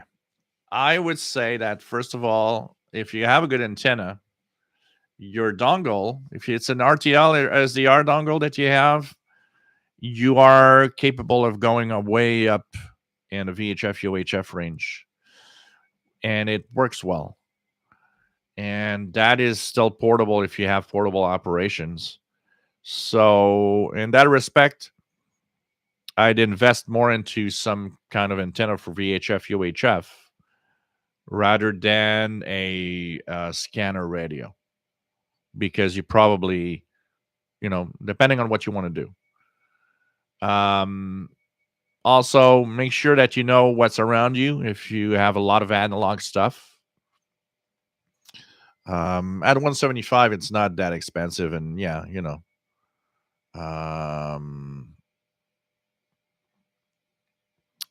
it's up to you. I'm sure it's probably an okay scanner and everything. It's more that I'm in the mode. Buying a scanner today is, I don't know. For what you can hear, and what you can hear, you'll probably be hearing it anyways with the SDR dongle. That's pretty much what I have to say. But apart from that, if you want to go for it, go for it. Jasmine, no, I've never tried any. I need to do it though. I would like to try that, a bigger, larger diameter wire, on like a bigger loop on the MLA 30. See what I can get out of it. Andy says 25 watts AM. A lot I can work USA from the UK. Yeah, I guess, sorry guys, especially on on 10 meters. And probably you probably get pretty far on 10 meters with that. I need to try it just out of fun of it. Never really did anything AM mode on the radio. Artist out of Crafter's Kitchen. Even though I have no plans to buy it, kind of nice to have the World Radio TV handbook. Yep, yeah, it's nice to have it. Definitely. Jasmine, I wonder when companies which make shortwave portables and scanners will make portable SDR like the Malachite. Seems like they'd be cheaper to manufacture. Yeah, you know, I don't know. I don't know where that will go. For sure. Would a manufacturer go there? I don't know.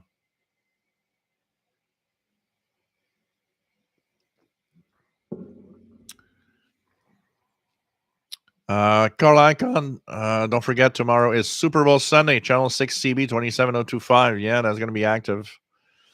Jade Gilbert, nice to have you here from Melbourne, Australia. Nice to have you on board. Matt, definitely purchasing the World Radio TV Handbook this year because its long-term success under its new management will depend on sales. Definitely. Definitely.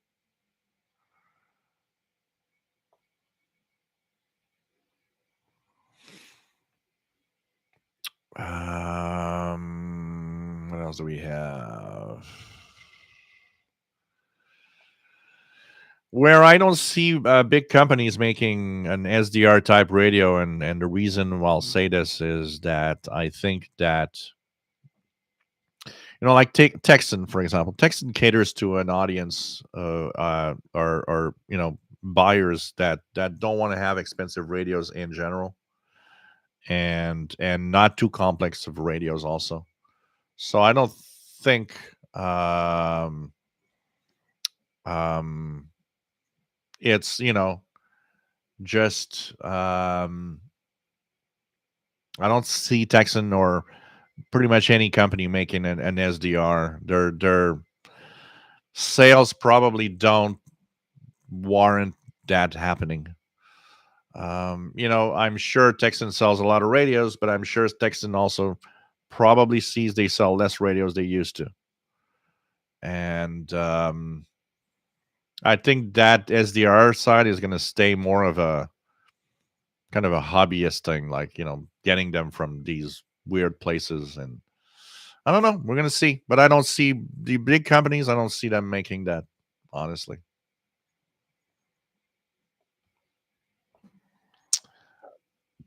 Shane, I reply to QSL cards 100% and advertise that on QRZ. I don't require self-addressed send envelope. I can afford a stamp. It's part of the hobby. Yep. Same here. I can afford sending QSLs. If of course, if I had to send 200 QSLs a day, that would be different. But sending a handful of QSLs every week, I can afford that. I got no problem with that. So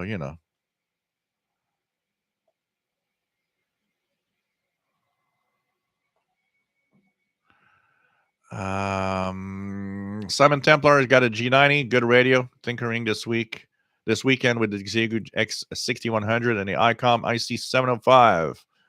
Cool, Simon. Lots of fun with radios there.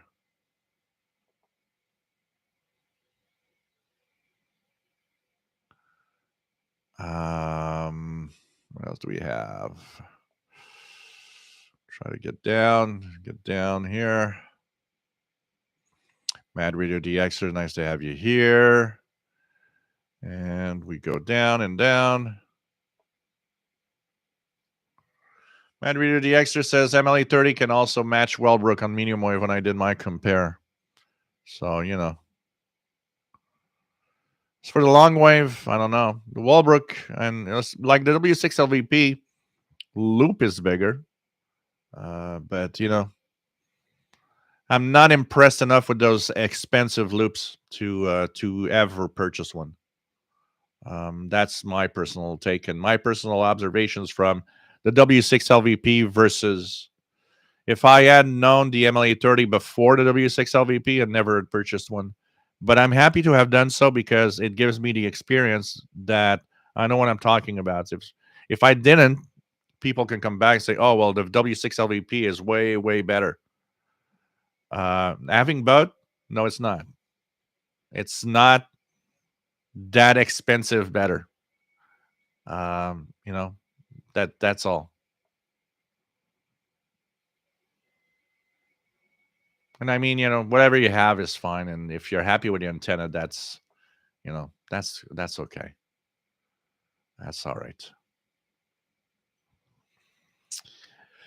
Um. Okay, you're following the Facebook group. That's where Master Players Radio. That's where the Bouvet Island team always updates their frequencies. That's where you know. That's where you know.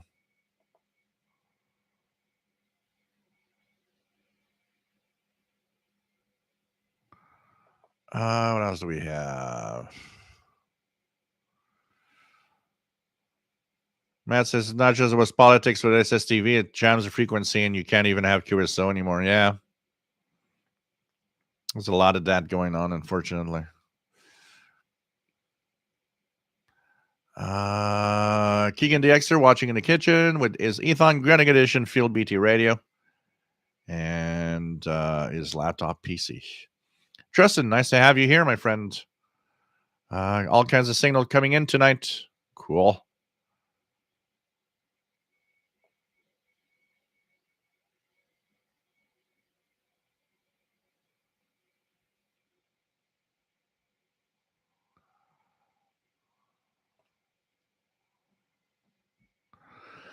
Cotist 77241. Just got my Ethon Field radio, big radio, Grenick Edition.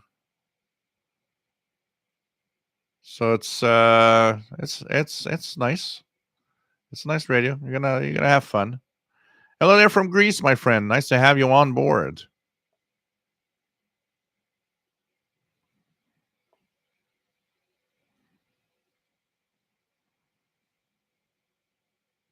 Shane 3803, Digipan Digital SSTV.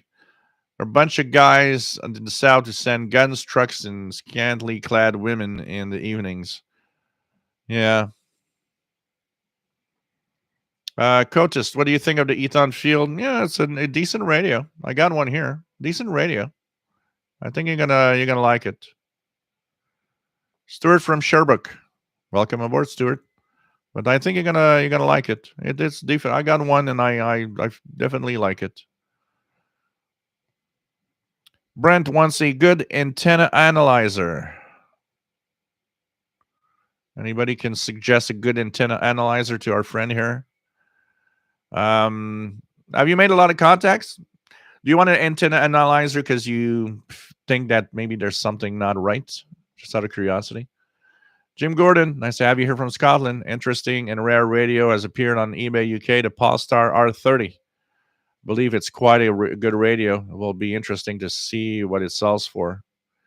Yeah, it was an okay radio. It was not an exceptional radio.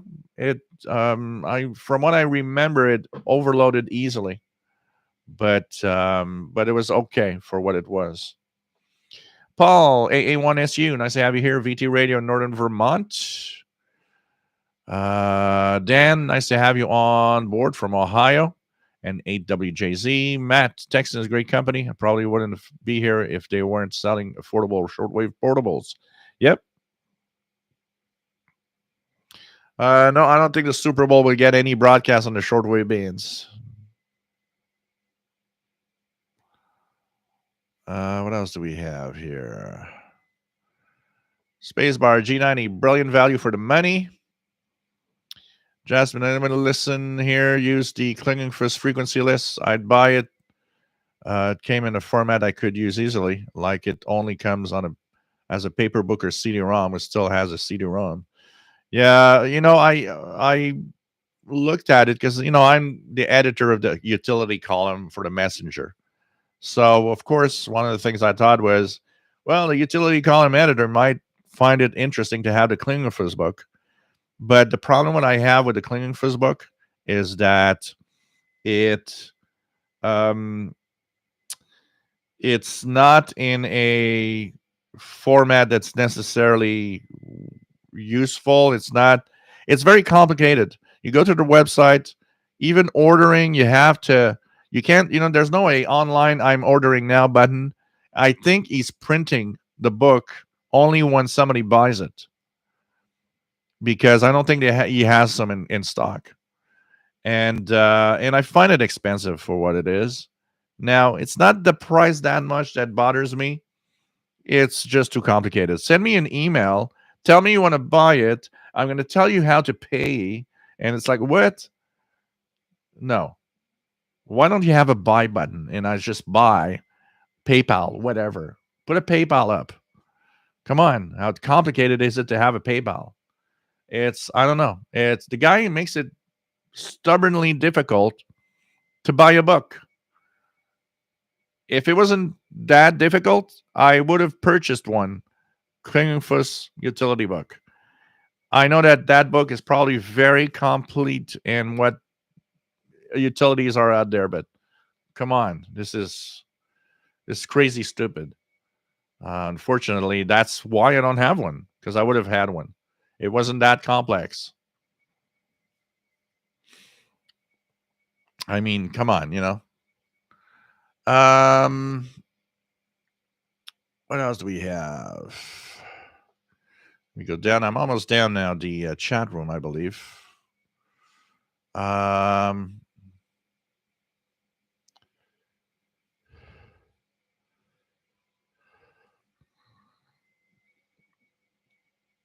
I can tell you, Matt, Klingenfuss has tons more than what EIBI has.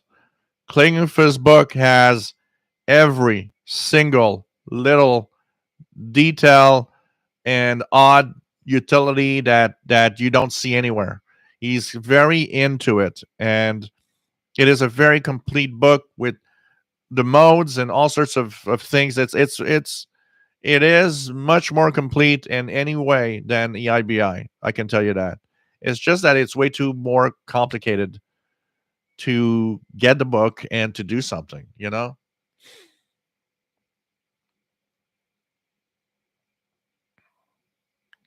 Joe Walker, anyone else see that X Class Solar Flare event today was a bigger one? Yeah, there was a X Class X1 point something today. I got the alert on my phone earlier today. So the sun is really active. Solar flux above 200 is pretty good. Archer's out of Crafter's Kitchen. I went to that's where I never post. I went to a group that had Walbrooks and MLA and W6LVPs, and we're telling everybody, oh, those newbies with their MLA 30s, that Chinese trash. And I just looked at it and it's like, yeah, you never used one, because you would be sad to see that the amount of money you just spent for your antenna is a lot of money, and that the MLA 30 is closer in performance than you think. Um, you know, it's funny. The thing is, it's fine. It's anybody buys a Wellbrook or a W6 LIP. I'm not saying not to buy it. It's just that from my personal experience, I came to the point where you see, there's not a lot of difference. And what will be probably the you know the like I said, I'm not saying that W6 LVP or Wellbrooks are not good. They are great antennas. They do well what they do, definitely. My point of view is mostly of the performance difference isn't really there on shortwave, particularly. Medium wave, long wave, I can't see, but shortwave, I don't see. And I hate people that will have a Walbrook or a W6 LVP and will, poop on the Emily 30 owners. Because it's like, yeah, you don't know what you're talking about. Own an Emily 30, test it out. You might be surprised. And unfortunately, there's a lot of bashers of MLA 30 thinking, well, someday you'll get a serious antenna. I've had a couple of people kind of commenting, Oh, well, one day you'll have a serious antenna. The MLA30 is so darn serious, much more than you think. And it's surprising. Of course, it's not a long wire. And none of a Wellbrook or a W6LVP, and that I will be very, very, blunt here. If you have low noise, a 200 feet wire beats the crap of all of these loops. All of these loops, you know, because they're smaller, they work well, they do well what they do. They're magnetic loops. They remove part of the types of interference you might have. They do well, they do. They're very directional, so which is very fine for medium wave and long wave, for example, and some signals on shortwave. But of all these antennas, if you have zero noise where you live, a long wire beats the crap of all of those and costs nothing to put up almost. Fast load. At the end of the day, the signal you're going to hear is the one that is the antenna. The antenna is not a vacuum signal sucker. Doesn't matter how much you pay, is the signal is not there, you won't hear it. That's for sure. I feel the same. Danny says, I feel the same about the MFJ 1886 loop compared to the MLA30 loop. I have the MLA30, was out for 5 years ago. I would never had bought the MFJ 1886. Yeah. X-class flare, yeah, spacebar. So let's talk about that a little bit. I see a question. So the sun is very active. We're going up in the solar cycle.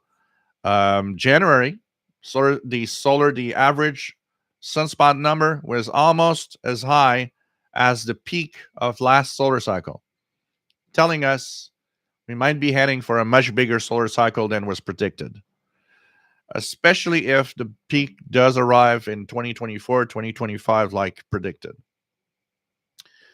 Now, as the sun gets more active, it will also have solar flares. Solar flares have three categories: C flares, M flares, and X flares. And each is exponential in power with each level. So C flares, the lowest. These are the least powerful flares. Still, one C flare is like 100 million. It's the equivalent to like 100 million atomic bombs. This just tells you how crazy powerful the sun's flares are. But C flares are the smallest ones. They usually don't have too much of an impact with the Earth. You have M flares, where are moderate and that are much more powerful. Once again, it's exponential, so it's like really much more powerful than the C flares. These have impacts from time to time and can really mess up propagation and have an effect. And then the top level is X flares. These are the strongest flares you can have. An X1 flare is very powerful. And X1, X2, the strongest flare we have ever measured officially is an X26. An X26 is a darn powerful thing. If it's Earth directed, be prepared for crazy auroras and effects on propagation and radio signals. So C, M, and X are the three levels. Today we had a flare. So all week this week we had M flares. We had a lot of M flares, which are the moderate ones. But this morning we had an X flare. And there's a lot of big sunspot groups right now in the sun. So wouldn't be surprised more X flares on the way. So these will impact propagation for sure.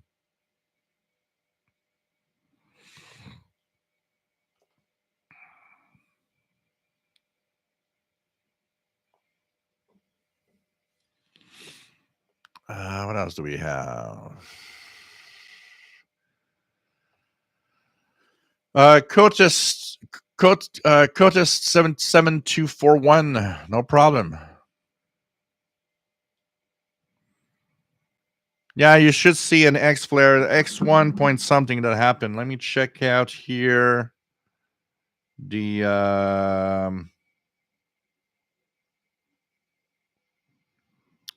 here.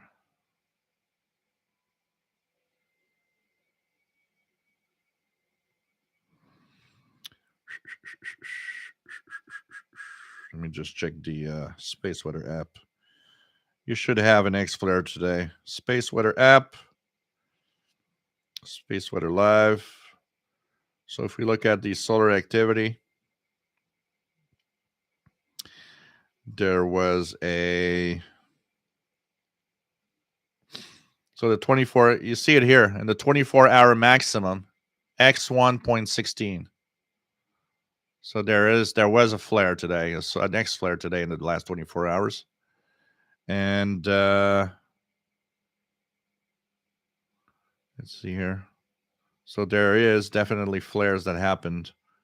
Let me just check it out here. So 24-hour max. More data. Let's check it out here. I don't know if you have a time. There must be a time when it happened. Maybe on the graph I'll see it. There's been a lot of stuff. Auroral activity. K index is 1 right now, which is good though. So anyways, there was an X flare. You should see it on your app. You should see it on your app.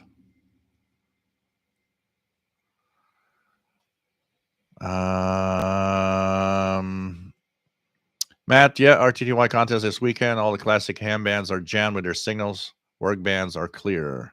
Yep. Mike Hill.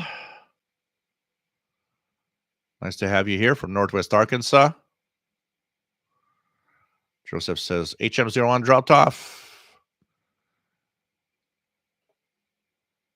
Anything else here? J Dakota, at one time the Super Bowl did go out through the auspices of the AFRTS. Yeah, I remember hearing the baseball games on the American Forces Radio Network on shortwave back in the 80s. That's kind of fun. PL600, not bad of a radio, but PL660 or 680 is a better choice if you go on for a radio. The audio is better. The 600 has a harsh audio level.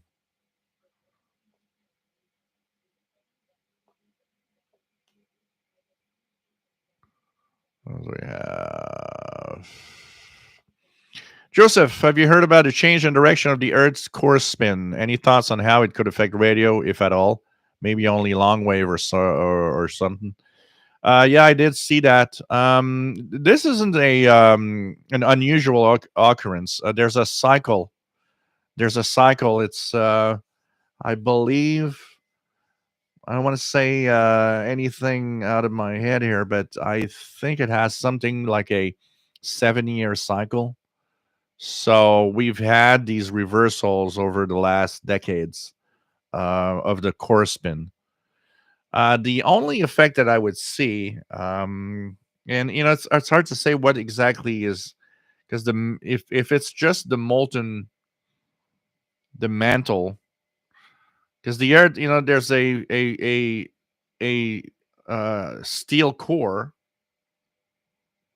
and we have the mantle around it. The steel core is pretty much what drives the magnetic field around the Earth. The mantle itself is more of, I don't know exactly how it impacts all of that. It definitely isn't, something that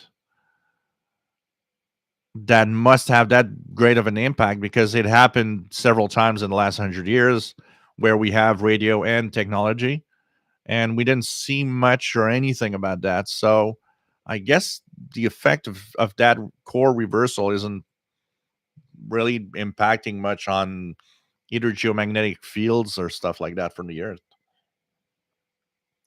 But I believe it's a 70-year cycle, around 70-ish. So it reversed now, but last time it reversed was like 35, 40 years ago. And before that, 35, 40 years ago, and so on. It's like the sun. It's an average 70 years. It's not like a perfect clock. But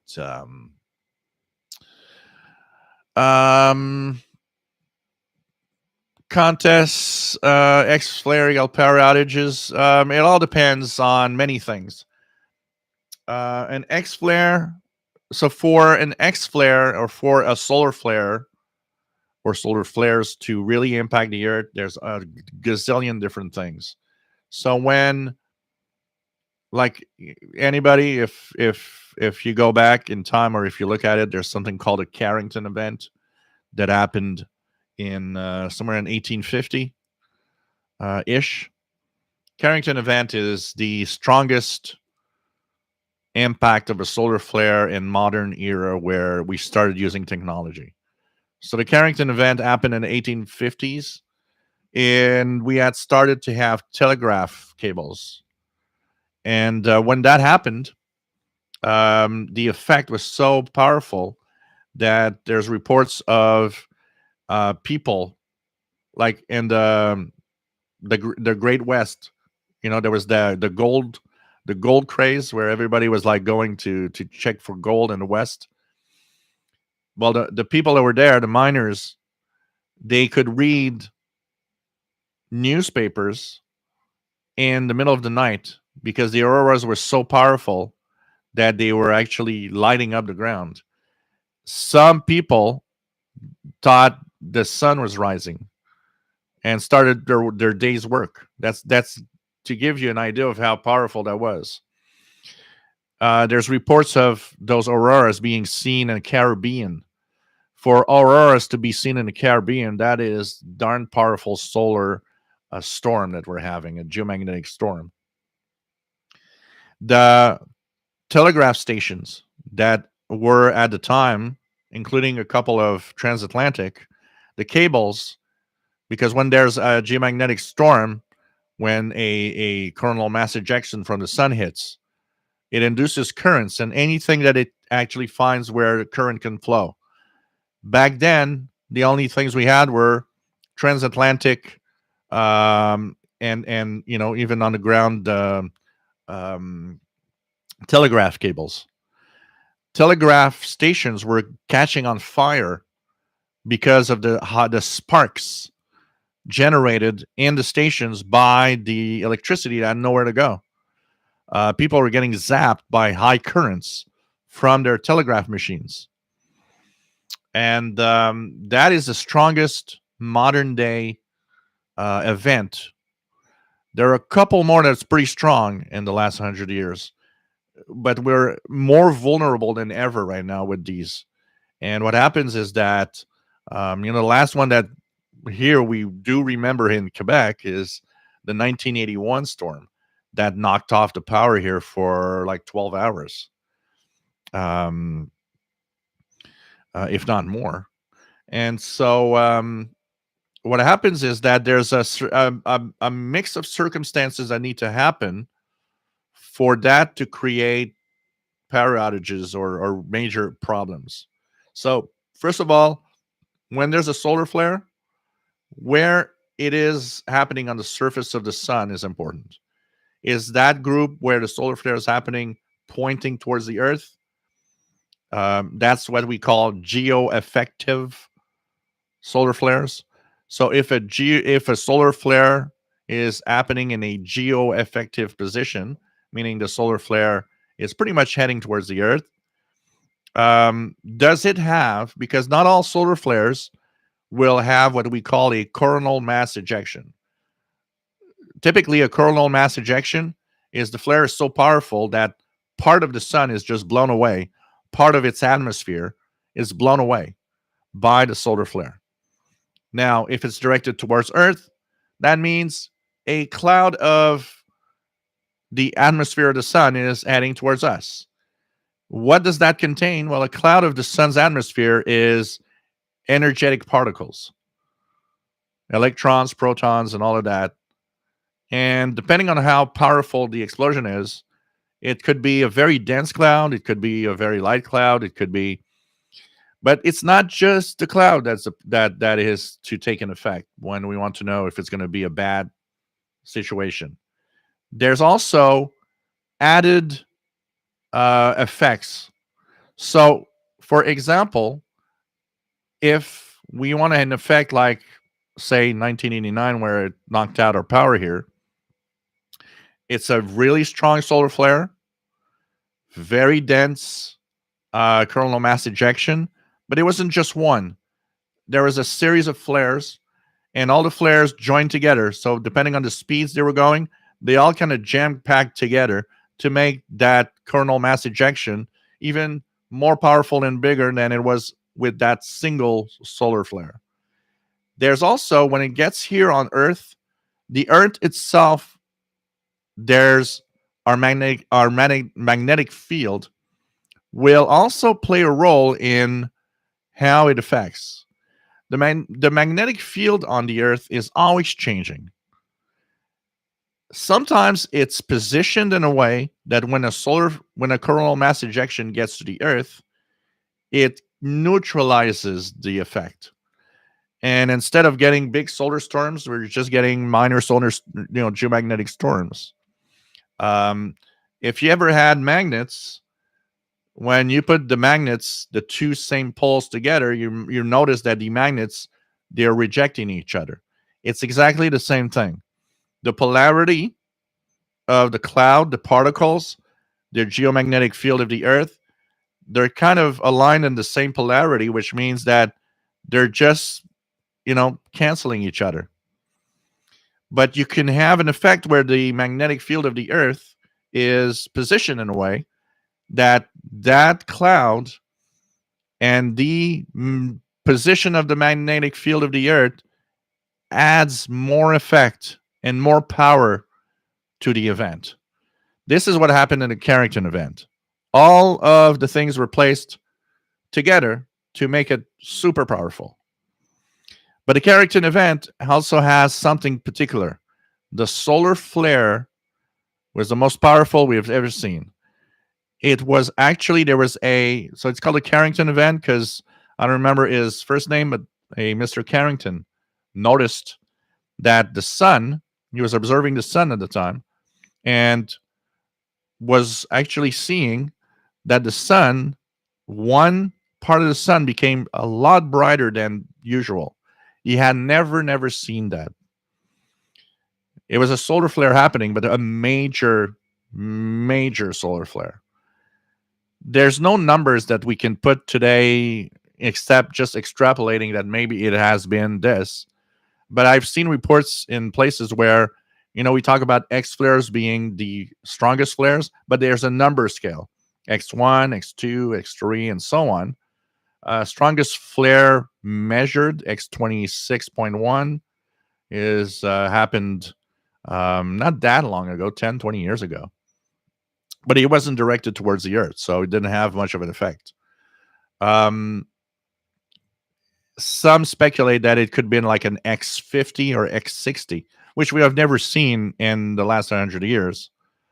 Something powerful like that. But it tells us that the sun is capable of doing it. And it tells us that the effect of that would be devastating. So, we got to always keep an eye on the sun. We have a star that is active. It's, there's worse out there. We have stars that when you look at the solar, their solar flares, there are stars that we can see solar flares that are a million times the most powerful flares the sun does. Some stars are so unstable that it's crazy. But what happens is that our sun is rather quiet, because if it would not be, we wouldn't be here. The sun would have wiped out pretty much. Some of the stars out there have solar flares that are so powerful that they just radiate all of their, like, if any living organism on any planet over there, will die of acute radiation poisoning, pretty much. So the sun here is quieter. It doesn't go to that level, but it still can punch a really, really good, powerful flare that will send it to, a lot of energy towards the Earth. We live in a time that this is the most dangerous thing that maybe we could have, because the amount of damage that could do to the infrastructure we have would be immense. So, we got to look at the sun all the time. We got to never forget that the sun is very active, and you never know. So that was the Sun 101, Solar Activity 101 course. Okay, what else do we have?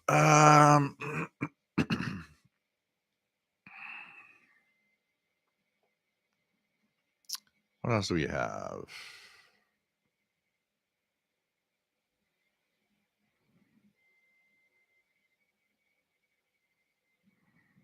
Just go here. Let's go down.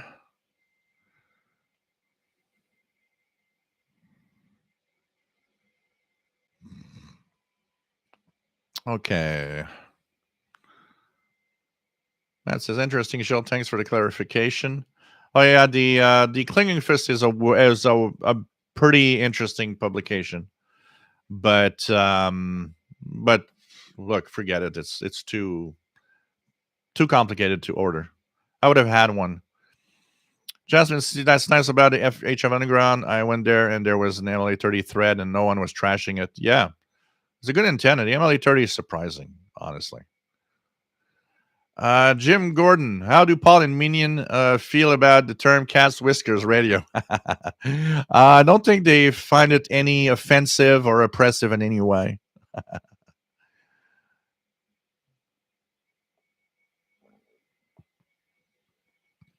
No problem, Michael. Do solar flares help or hurt shortwave listening, Chuck? They so here's the thing about solar flares and solar activity. A solar flare, when it happens, like the X flare this morning, if you are listening to the radio on the sunlit side, so it happened at what 15:30 UTC, I think somebody said, which means the sun was up here. That means if I was listening to the shortwave bands at that time, signals on the shortwave bands would probably have faded out completely. Because when a solar flare happens, the first particles to arrive here 8 minutes later are the protons, and they have a they kind of destroy part of the ionosphere. So propagation just fades out to nothing pretty much on many frequencies. But that doesn't last very long. This is an effect that will last anywhere from a few minutes to maybe an hour. And as the ionosphere rebuilds itself, signals will slowly come back to normal. In an hour and a half later, usually you're okay. Now, if it did send a coronal mass ejections towards us, what's going to happen is that it's going to impact our geomagnetic field. That the effect it has, it can create unsettled to geomagnetic storming conditions. That also has an effect on the ionosphere. Strong geomagnetic storms tend to make the absorption of the ionosphere more prominent. So that means signals will maybe fade out because signals are absorbed instead of bouncing off the ionosphere. But that sometimes shifts propagation in different directions. Sometimes it's interesting to listen when there's geomagnetic storm going on. You might not hear east-west stations, but you might have enhanced north-south propagation, for example. All sorts of weird things happen when that happens. But that's pretty much the effects that you'll have in the solar flares and the CMEs. What else do we have? Joseph, some visual read on 6925 AM about history on the West Coast. There's something usually I can get pirates over here. Cotis was the furthest station you received. Probably as far as you can receive anything from Montreal. I pretty much had it. In terms of broadcasts, like international broadcasts, Australia is pretty much the opposite of here. So that's 15,000 kilometers. Radio Australia would be there. But even more, I've had if we talk lower power stuff, I had my first Australia contact 2 weeks ago, week and a half. I heard my first VK station. It's pretty much as far as we can get something. I'm there. It's pretty much the farthest I'd had a signal. What else do we have? Another Chinese balloon over Canada. Matt, the X-rays supercharge the D layer momentarily, and if I understand the phenomenon correctly, so everything is absorbed, and the skywave probably is impossible. Yeah, during the solar flare, that kind of destroys it. Yeah, pretty much. But it's very short term. You know, from minutes to maybe an hour. Paul, I had the same experience with Klingenfuss. Where do you order it? I have been happy with ILG Radio daily updates. I think it was less than 20 a year. Great utility coverage.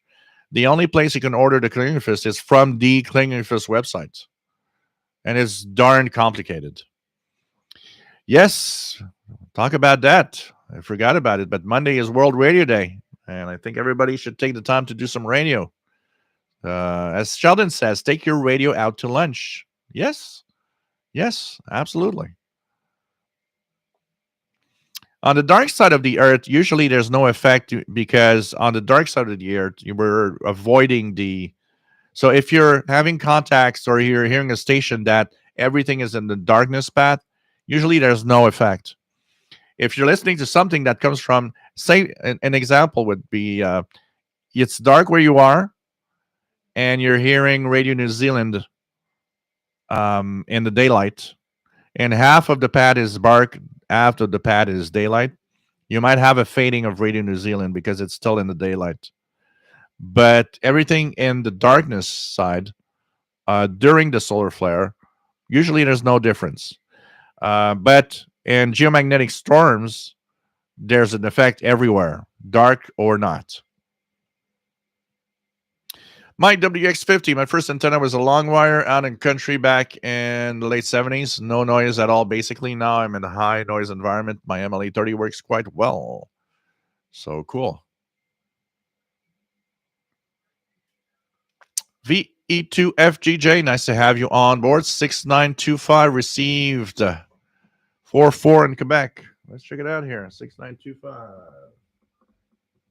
6925. Oh, yeah, definitely something here. About S9 plus 20 in Montreal.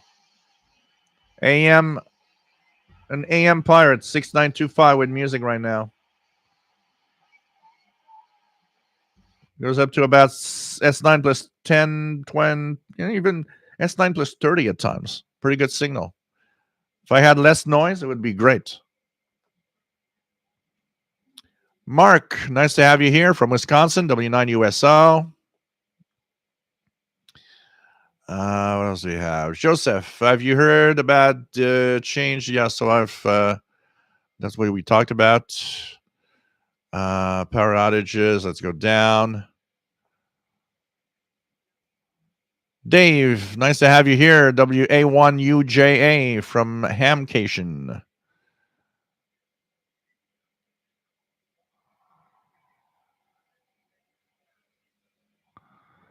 Yeah, like I said, there doesn't seem to be really any relevance in the radio itself, or we haven't noticed anything.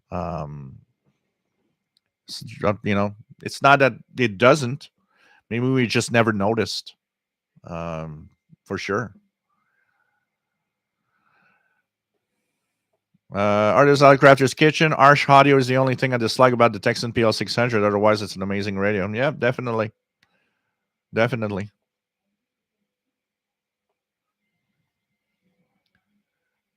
Pags, nice to have you on board.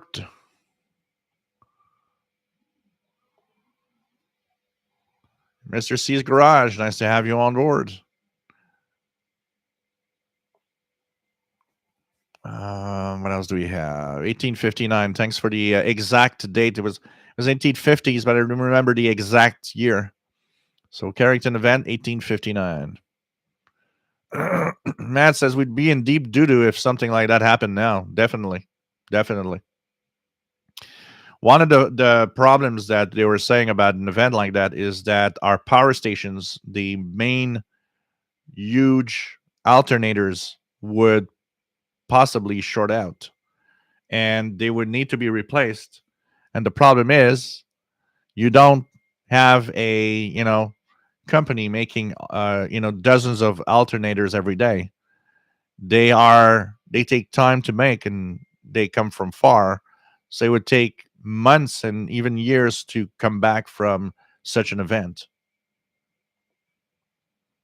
That's why they are saying that when and a lot of people are resisting that idea. But one of the main ideas that came out of some of the research was we should have a alert system that to protect the power grid. If we know that a huge punch is about to arrive and that it could damage our power grids, we should shut down the power grids and disconnect the power grid temporarily. Of course, that means everybody goes in the dark for a while without power, but that would protect the power grid. And when things come back to normal, power back on again. And of course, a lot of people are like, "Are you crazy turning off the power to millions of people?" Well, the guy said, "You have a choice: turning off the power for a few hours to a day to millions of people, or leaving it on, having the power grid go down, and having no power for months. Your choice." And these are hard decisions because we've never had one. We've never really, here in Quebec, we did have one effect in 1989. Here, what they did is that they added at every specific distances huge capacitors to smooth out everything. And those capacitors actually are capable of smoothing out pretty powerful, um, you know, electricity that would be generated through the cables. Because here it's even worse. Our power comes from 1,000 miles away to the north.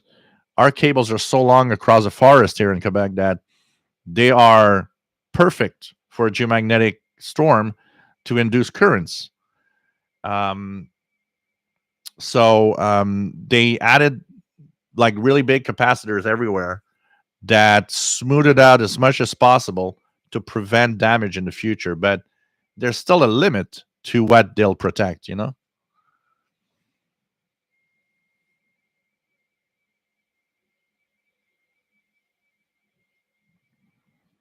David in Barcelona, nice to have you on board. No, not received your QSL yet. No worry.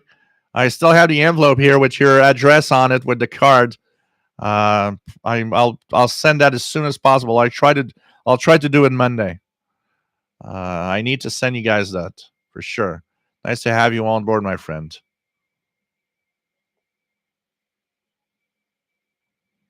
So 1548 UTC for the X Flare. What else do we have?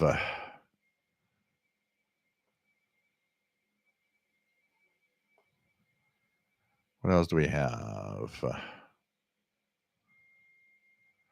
Yeah, no problem, Richard. When I close, I'll play Moscow Nights. Absolutely.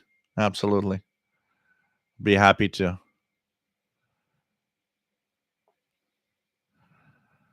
Awesome Radios and More says, I'm listening to WEPN ESPN 1015 New York that I only get at night. Ricky says, turning off power grid. Humans are not very good at judging short-term pain for long-term gain. Yeah. Joe Walker, wondering if you know what kind of bias power filtering, if any, the RSP Duo has. I'm going to give a 12-volt battery a go tonight to see if my noise floor goes down when using the ML830. I have seen so the bias T power from the RSP device is a low power. It's like close to 5 volts. It's not a very powerful. It's like using a 5-volt adapter. It's a small power. The bias T and amplifier will get that up to 12. You might see a difference if you battery power the amplifier, because there is maybe a little bit of noise, but a lot of what I've seen, there's not that much noise. Not that much noise that is created. But from personal experience, I've noticed that powering it from the RSPDX, which is not an RSP Duo, did seem to increase slightly my noise level compared to powering it directly with the bias teeth that comes with it. So that's the thing. What else do we have? Forget your life for SSB. Is it worth the extra money for the H501 over the PL990? Nope. You'll have the same performance level. TB Ostrowski, nice to have you here from Medicine Hat, Alberta.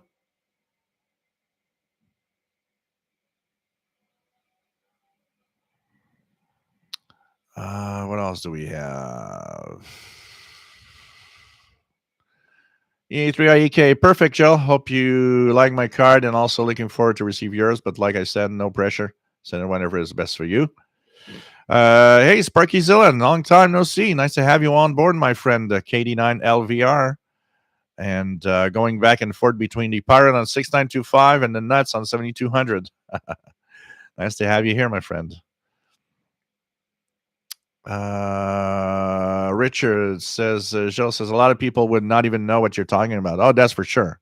That's for sure. People have no idea. Honestly, people have absolutely no idea. So, Sparky Zilla has a FTDX10. Cool. Like the one I have here. And it's pretty cool. Let's check it out a little bit. Let's just check out some of the RTTY that we have here. But yeah, definitely people have no idea. And there's so much going on, and people would be like, one of the biggest problems that I see, and I've seen it a couple of weeks ago. When the solar flux was above 200 a couple of weeks ago, there were a lot of solar flares. First thing I saw was the Weather Channel saying, "Hey, big auroras tonight. Go out, and Montreal could be, major storm, major solar storm." And it's like, you people are not helping. No, there won't be a major solar storm, and nobody actually had really said that in any of the serious science sites. And you're like, you're not helping, because now if we would have to shut down the power grid, people are going to say, well, every time they say a solar storm, nothing happens. Yeah. But wait, when something happens, you're going to see that maybe it's a problem. So let's go here. I'm going to take this camera so we guys can see the screen. Let's put this here so you guys can see the screen. It's a little, try to put it here a little more. So anyways, here's we're going to put it in the decode mode and see. Just look at all the RTTY. Let's go down. Let's do one on. I'm gonna go on 14. 14. Look at all the signals. There's so many signals. We have a hard time seeing anything. This is crazy. Let's span to 20 kilohertz. There we go. 20 kilohertz span. Now I'm set up with RTTYL or RTTY lower, and I have my roofing filter at 500 hertz. We're going to go and we're going to ask the decoder to start. Here we go. And now the decoder to work, we need to match the RTTY with the with this here. There's a two little things to match here.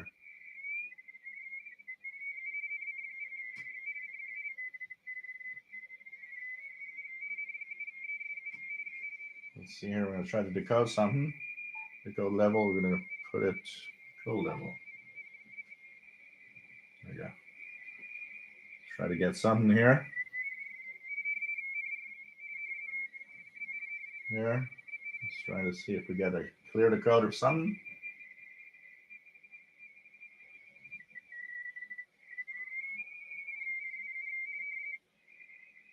Let's try this one. I'm gonna wait for it to come back. CQ, WPX, N8CWU. The guy's calling CQ. So CQ calling any other station. WPX is a contest name. And N8CWU is his call letters. So you would go to QRZ.com page and check where that guy is if you wanted. So this is RTTY 45, which is the narrower version for amateur radio, 170 hertz. So CQWPX and N8CWU. That's from the United States, by the way.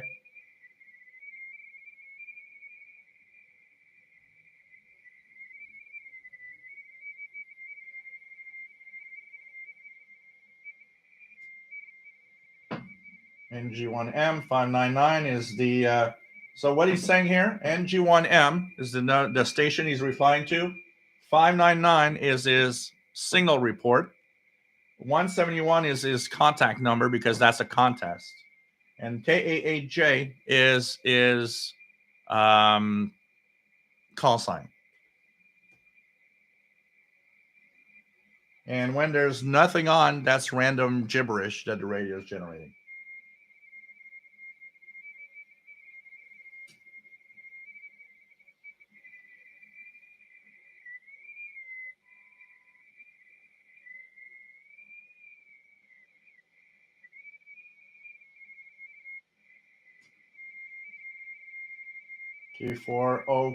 K4QQJ, thank you, 599.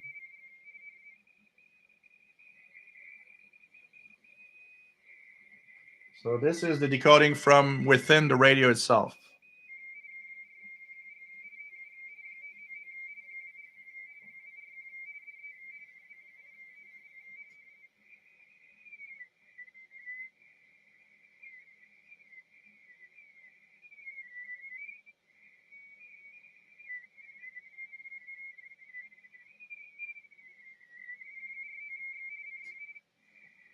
It's matching. It's just matching the two lines. Once it's matched, it actually decodes decently.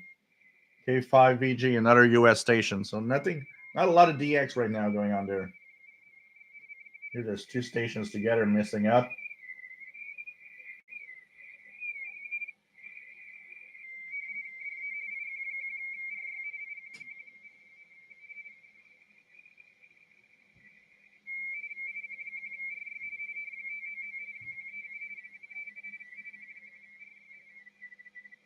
There's another station real close that's making the copy difficult.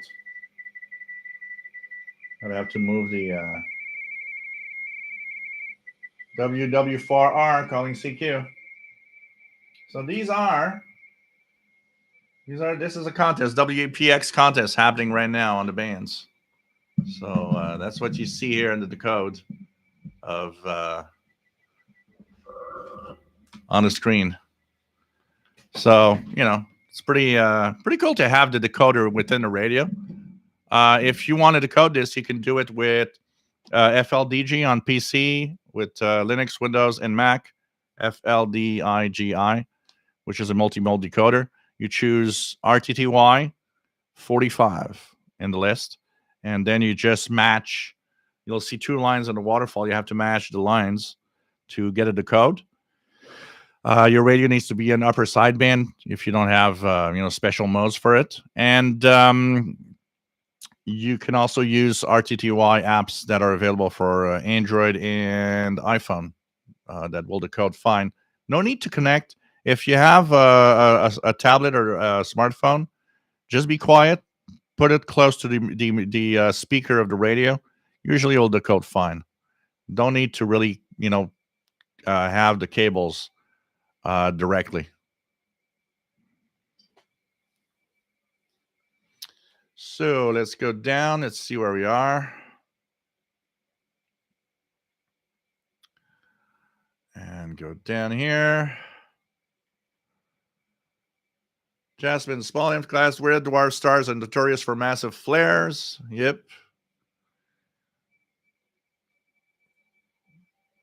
No, we're not well prepared at all for when the sun gets angry. Definitely. This is one part where we're not at all.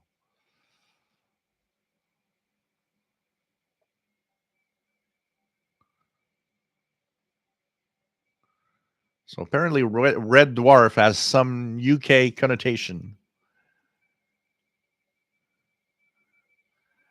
Paul is doing fine. He's a happy little cat. He gets into fights from time to time with Mignon, but it's okay, you know. Yeah, but it depends because aurora doesn't necessarily mean propagation blackout. Sometimes it could be propagation shift, making things different.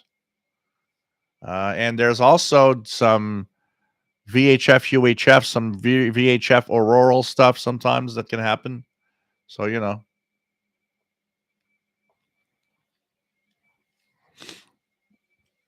Well, you know, Jim Gordon, I have the same experience. He's talking about Radio Moscow listening on 41 meters with their 500 kilowatt transmission, totally fading out. I had the same experience with Radio Havana, Cuba, and we're about 2001, 2002. This isn't a long time I've been here. And I'm listening to Radio Havana, Cuba, and the signal just went from full scale to zero in a couple of minutes. And the bands were totally dead. And I immediately thought there must be some solar disturbance or there must be a geomagnetic storm. And I went and looked at some of the sites for solar activity, and the K index was like 8. It was almost at full scale, K index of 9. I went outside, and the sky was filled with auroras. And I remember I called a friend that lives outside the city. And he called me back the next day to tell me, thank you so much for calling. The most amazing night I've ever had with my wife watching the auroras. They were just so bright and so amazing. Keegan DXers, farthest catches within the U.S., 570 KVI Seattle in the early 2010s, and 89.9 KFAE Richland, Washington via eSkip in July 2022. Pretty cool. Pretty cool.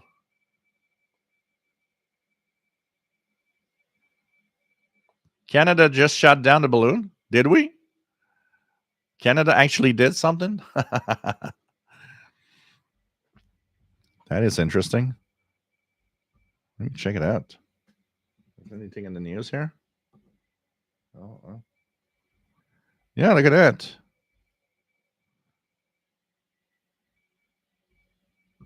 A new one. What are all these things coming? Man.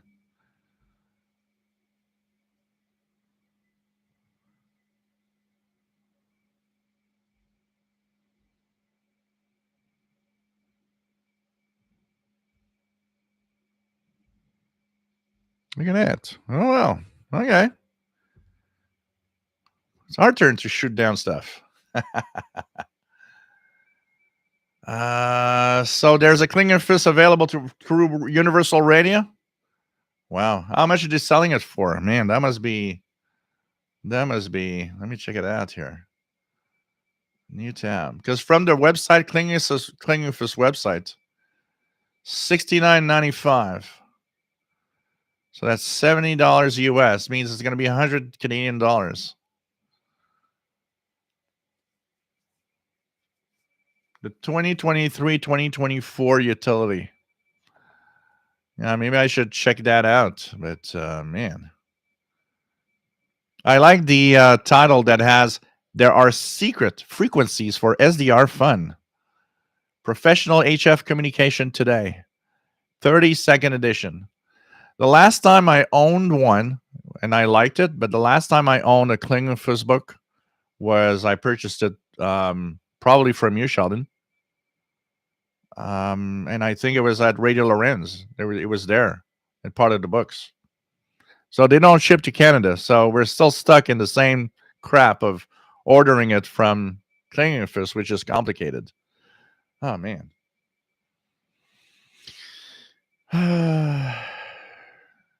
That is possible. Their new CGTN or China Radio relays. Are you listening to China Radio International? Yep. The balloon is just above Montreal tonight.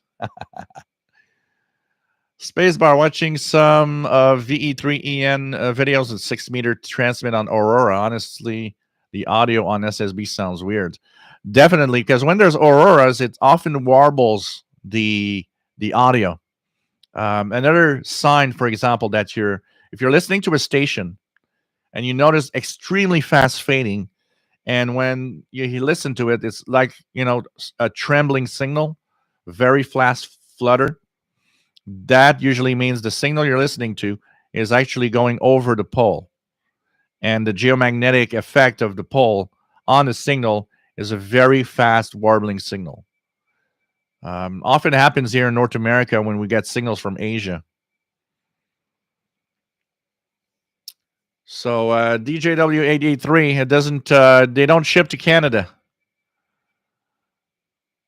So Autism radios, yeah, at night, the medium wave AM radio, it gets a lot of stations from far away. Mark 6925 Pirate Strong into Oak Creek, Wisconsin. I'm a little far back now.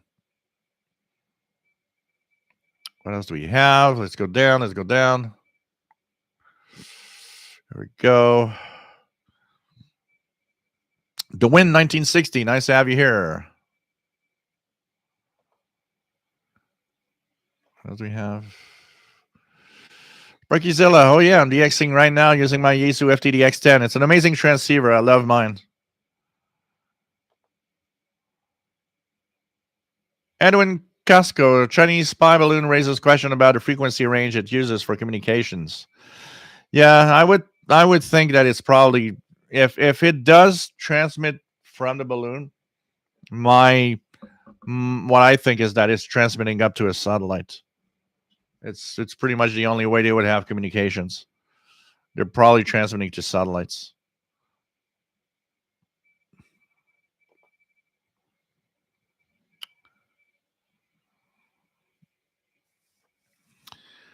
EAI3K, David, yes, your IC7100 allows for RTTY without a PC. Yeah, that's pretty cool.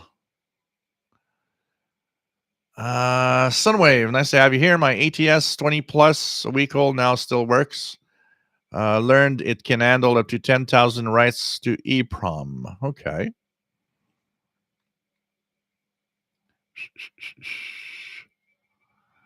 Yeah.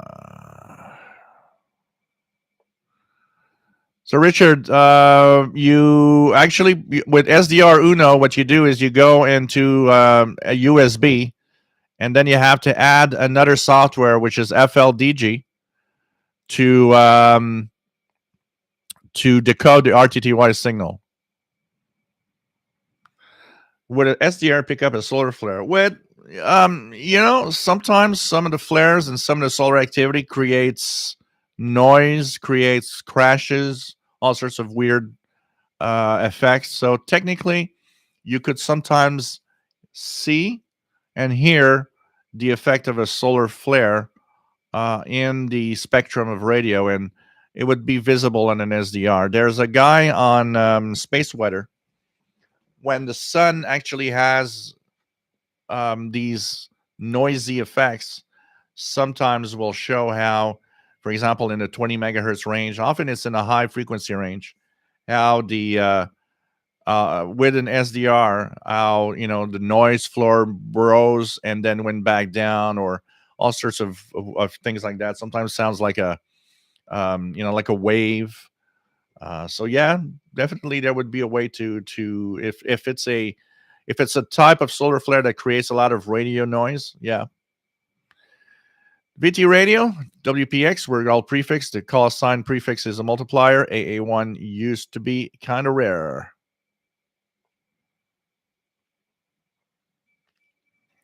Danny Shortwave, between listening to this and here doing FT8 on 10 meters sounds like a lot of chirping going on.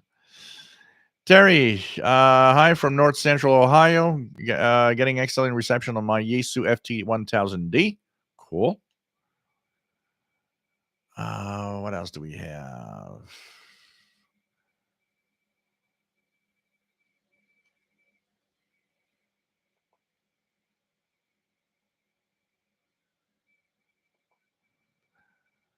What else do we have?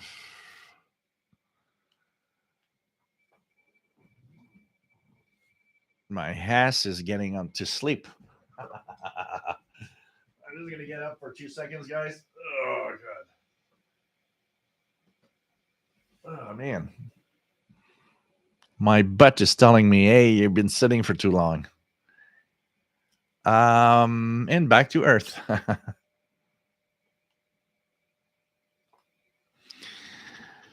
It says, got it. Now that I think about it, it's true. There are certain propagation modes that are associated to Aurora. I think I'll have to further read up on it. Yep.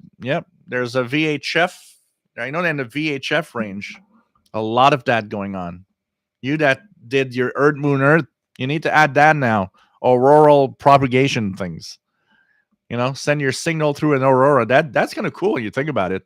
Sending your signal through auroras to communicate with somebody else. It sounds almost like some kind of weird futuristic, time travel thing.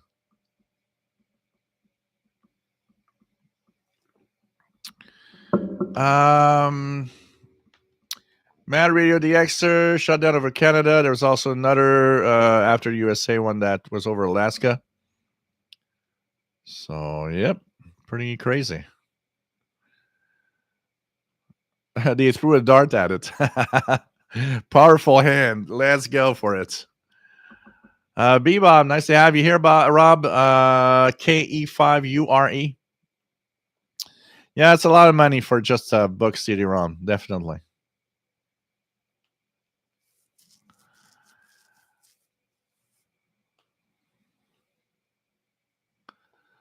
Yeah, I wonder. Some kind of beacons. Gotis, was shortwave useful during the 1998 ice storm? Not shortwave, not necessarily.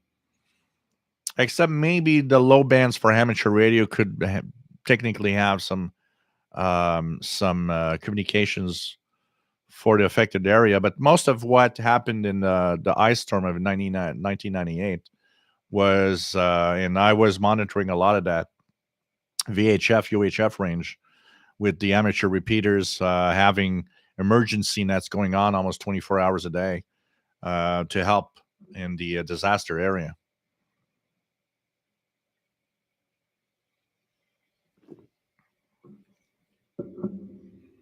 That we never know, David. The EA3IEK. They're shooting down these things and they don't even know where they come from and what they are. So yeah, there could be. Someday, one of the amateur experiments will be shot down.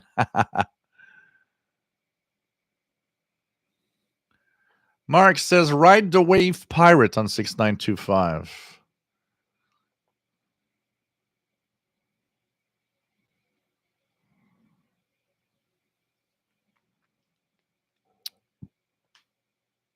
Latest one was shut down over the Yukon by both Canadian and U.S. aircraft. A U.S. F-22 fired the shot that took it down.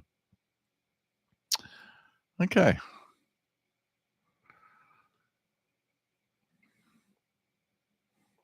Yeah, Jupiter. You can hear Jupiter. We might have, one of the things that is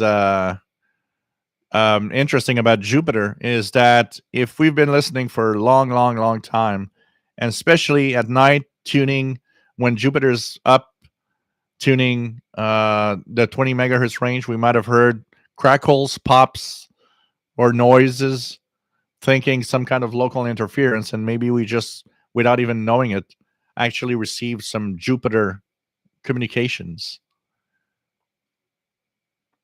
But communication is serious. Forget your life. How come small shortwave radios often get better reception with the telescopic wing than ham radio would if you put the whip on it? Ham radios seem deaf until you get a huge antenna in them. That is a different thing. It's because ham radio gear and the same thing with tabletop radios. They expect you to put a very big outdoor antenna on them. So they will actually have adjusted the reception in that sense. Also, if you put a telescopic on a transceiver, the problem is that you also have a huge mismatch. It's not meant for the connection, the connector of the radio, but they're not deaf. On the same antenna, they are equal. They just require a good antenna. And one of the things that they'll show you, for example, the Yaesu will show you that a Texan will be, or a small portable will be overloaded easily by a very powerful signal, but your transceiver or your tabletop radio will actually stand out and say, I'm immune to that. So they're not deaf. They just require and are expected to have these big antennas. And like I said, there's the mismatch of what the antenna is compared to the radio, so on. So it's just not the same. And the portable receivers on the other side are they are made to be used on the telescopic. There's extra steps of amplification in the radio itself. The RF amps and the portables are maxed out to the most that they can receive because they're receiving from a smaller antenna. You would not want them in a transceiver because you would just overload and the crap out of it, as they're expected to have these big antennas on it.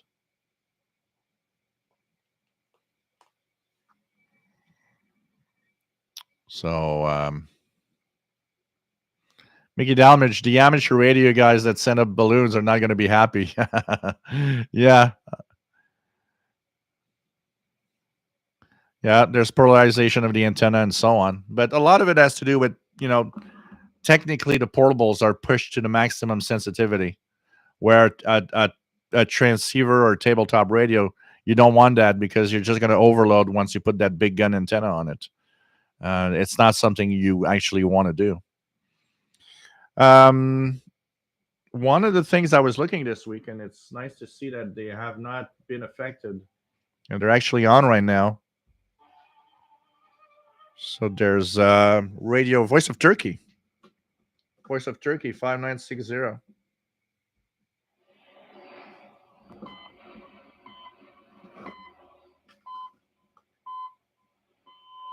not hearing it. Did I do something with a wire? I got the wrong one, I guess. That's the good one. Oh well.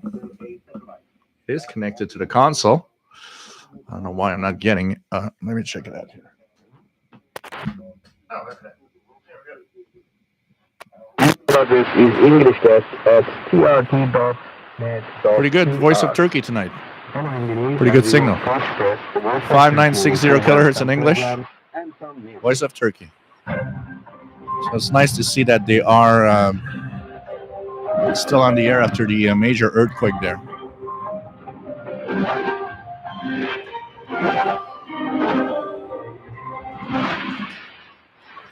Ladies and gentlemen, hello. This is Brian Profile from Voice of Turkey. Today, 11th of February 2023. You are listening to the news. Miracles keep coming as more survivors are pulled out from rubble over 100 hours after Turkey quake. Some 110 hours after the first earthquake, Turkey North 7 was pulled from the rubble of five-story building in Hatay's Mustafa Kemal neighborhood. Rescue teams are still trying for his wife, Sarah, and his children Rashid, and John, 5 years old. Doğan and Kenan Konak, both in their 50s, were rescued after being trapped under debris for 109 hours in untouchable distance. In the same district, a mother and her 3 children were rescued 108 hours after the It's a first little collapse. distorted, but still a The better battery audio than capsule the now last under the debris. weeks. The last few weeks, it was almost inaudible. It was very weak audio. So, talking about the earthquake, apparently they've had extended coverage on shortwave. And if you guys are in Europe, by the way, they're asking everybody in Europe that are ham radio operators to keep clear of 3777, 7092, and 28540, as they're using these frequencies for emergency amateur radio emergency services within the affected area. So if you guys are monitoring, maybe you could listen and see if you can hear anything there. 3777, 7092, and 28540 in the amateur bands.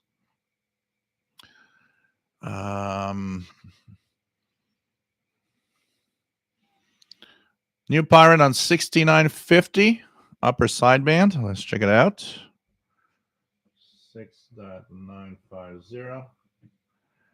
And yep, there's something here. It's not very strong here though in Montreal. USB. Let's check it out. Yeah, it's not very strong, but it's there. 6950 kilohertz. There is definitely a pirate. SSTV on 6935. So that's probably from another pirate. Joe Michaels, yep, another balloon shot down. Mark says Turkey good into Oak Creek, Wisconsin at 2300 UTC. Some fading on the H501X with 100 feet a long wire. Matt says the sun has set across eastern North America except for the Gulf Coast of Mexico. So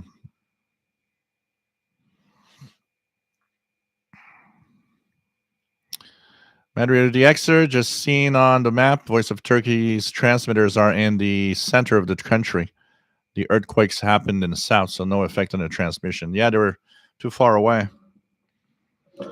It's good news in a way because earthquakes are one of the major reasons why a station might never come back. You know, if they had destroyed their transmitters, you know, would they seriously rebuild a transmitter to get back on shortwave? I'm not sure.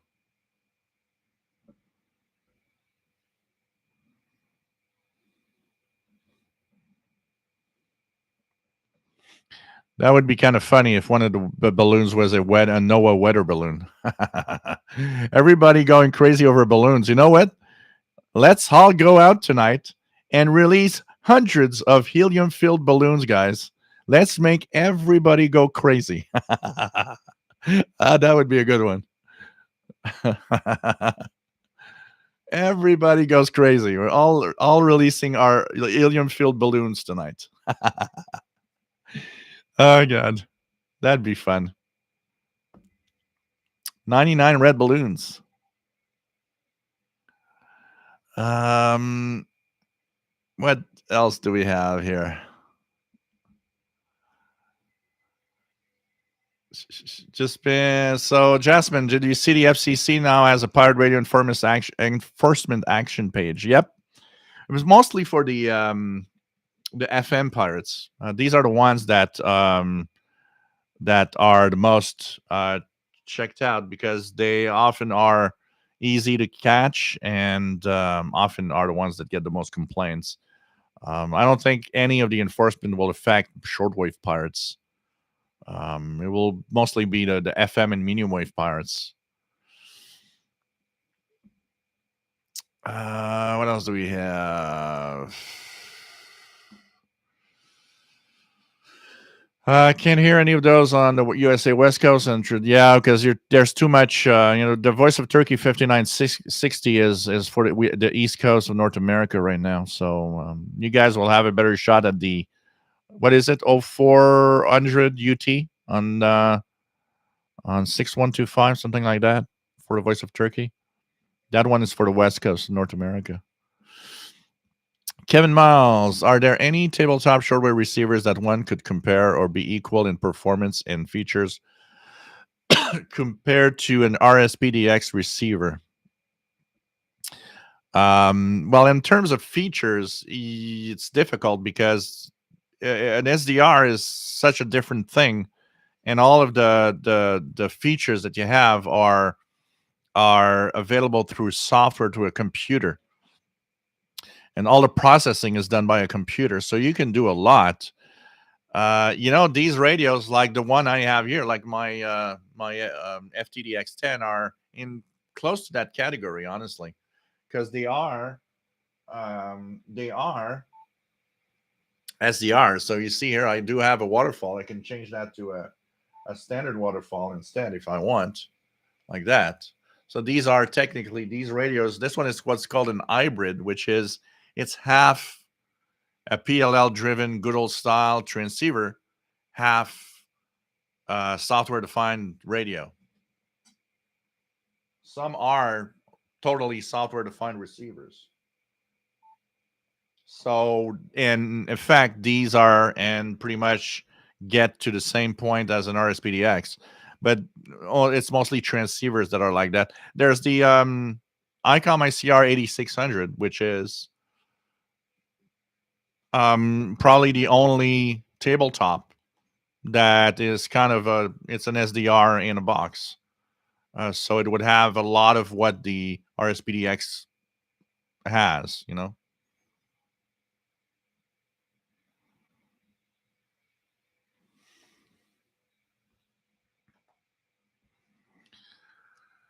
99 red balloons go by. Yes, absolutely.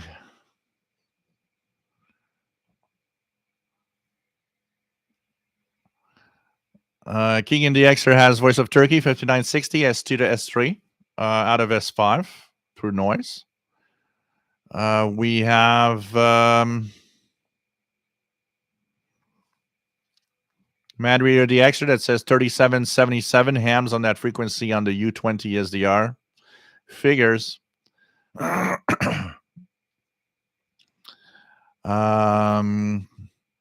Yeah, Project Loom, Jasmine. I was thinking about that. They would be shooting down balloons all over the place.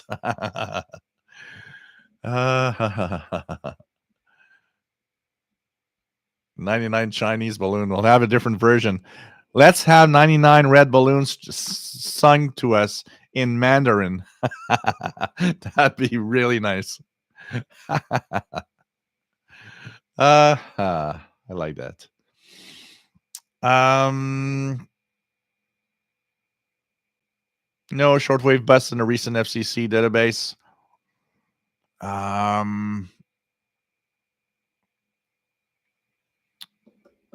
What else do we have? Do they even enforce shortwave pirates? Jasmine says. You know what? I think it goes a lot with complaints. And the ones that are to probably have the most complaints are the FM medium wave, because the legal stations that are in the same range of the frequencies will probably complain. One, because it's a competition that shouldn't be there. Two, possibility of interfering with a real radio station.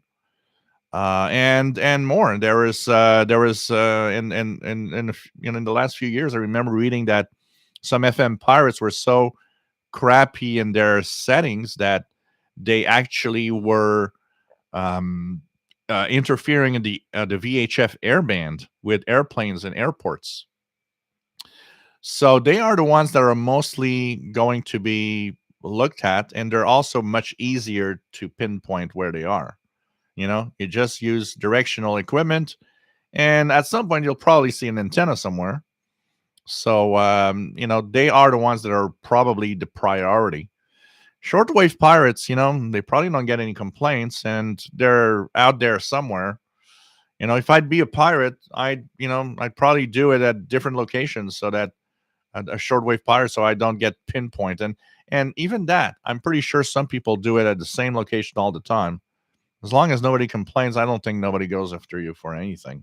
So I don't think, in the past, I remember reading a lot of the shortwave pirates being busted. and paying fines and stuff. We don't really hear that anymore. And I think the lack of people working for the FCC is one thing. So they're going to concentrate on what's really most important, the FM and the medium wave ones. So Keegan DXer says someone in TV and FMDXing Facebook group posted on the 4th, I'd like to launch a balloon up to 60,000 feet and put a 100-watt transmitter on 87.9 while playing Barbie Girl over it. Oh, God.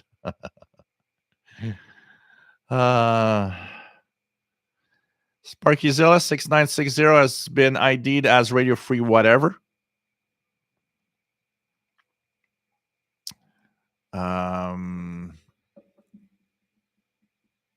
Joe Michaels, is the recent solar flare affecting radio reception? Well, like I was saying earlier, solar flares will have immediate effects, but that doesn't last very long. It's really the geomagnetic storms that are much more intense and long duration. So I see here that there's a definite, very strong AM signal on 6960. So here we go.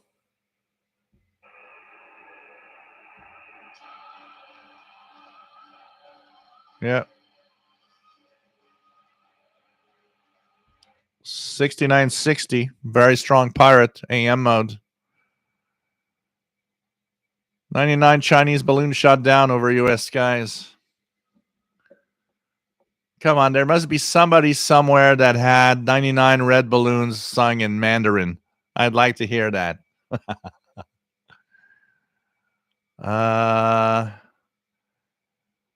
Yeah, hearing that one pretty strong here, 6960 AM mode.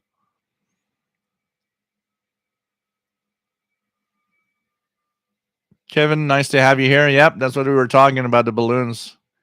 So, okay, guys, we all go outside with helium balloons tonight, and we all launch our helium balloons together. That's going to drive everybody nuts. Mad Radio DXer, in the UK, some London pirate stations on FM have been raided because of complaints of interference on the airband. Yep.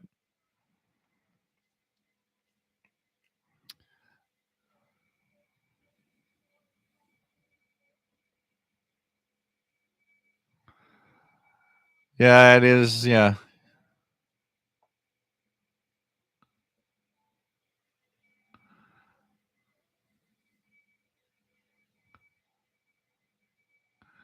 Is there a way to turn a... I don't know. I didn't get your question. Cotus.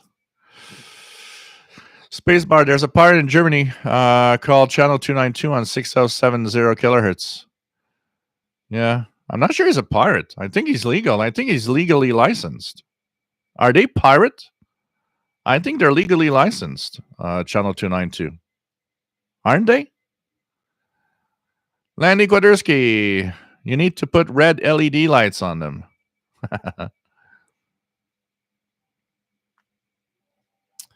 Vianney, salut. J'espère que ça va bien. Nice to have you on board. Yeah, that's what I was taught. Channel 292 is a legal station. It's pirate. It's not a pirate. They have a legal license to transmit on the frequencies. That's what I was thinking.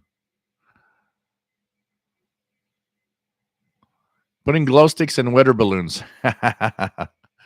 Oh, man.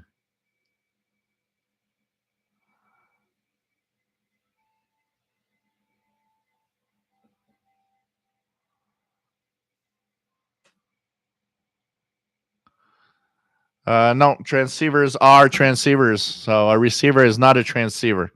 You do require a separate transceive circuitry to have a transceiver.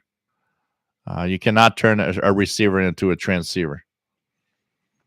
Matt, shortwave pirates might find themselves busted if they operate within the broadcast bands. Yeah, that's balloon. That's possible. Sheldon Harvey, they're not balloons. They're Chinese lanterns celebrating Chinese New Year.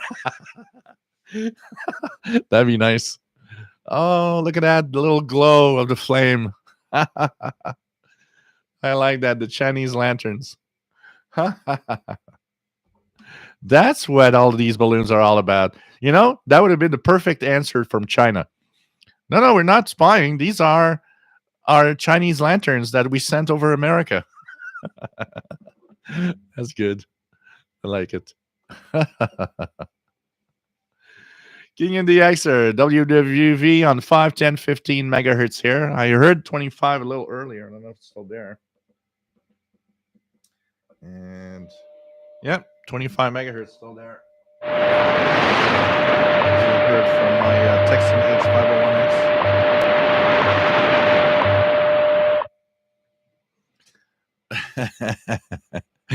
That would be the perfect reply. It's Chinese New Year. We're setting our Chinese lanterns over America.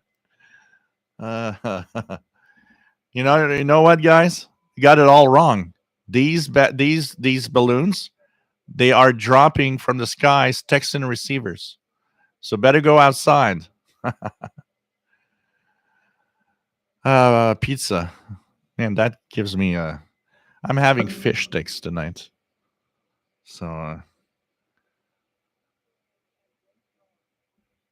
Chinese V2FGJ, yeah, Chinese lanterns at 40K feet altitude. That's really major Chinese lanterns. King in the Xer has CH1 14670. I like that. Chinese lanterns. Now we know what they are. We know before everybody. I love dropping Texans. Dropping Baofangs. That would be good. They're dropping tons and tons of Baofang transceivers.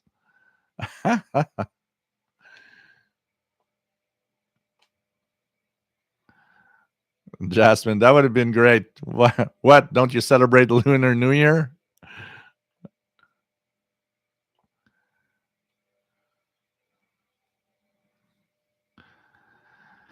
Horizontal Crafter's Kitchen. The Chinese balloons look just like the rover balloon on the classic TV show The Prisoner. Yeah, I have some balloons here. Let's check it next week. Jay Dakota, for all those efforts, the bands between 6,800 and 7,000 should be turned into hobbyist type bands. Any area of the medium wave band should be turned into a hobbyist band as well. Yeah.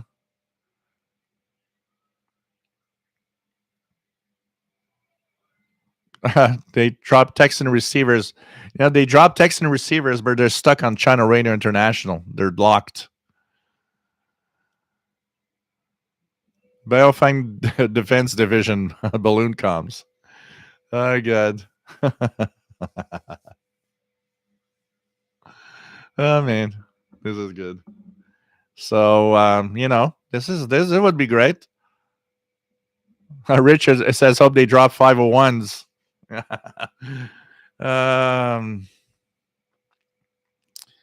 So, anyways, there could be some communications, by the way. There were some military stuff. So that means that you guys, especially in the West Coast, should be listening to all of those possible military HF communications frequencies. I'm pretty sure there must have been some HF in there, for sure.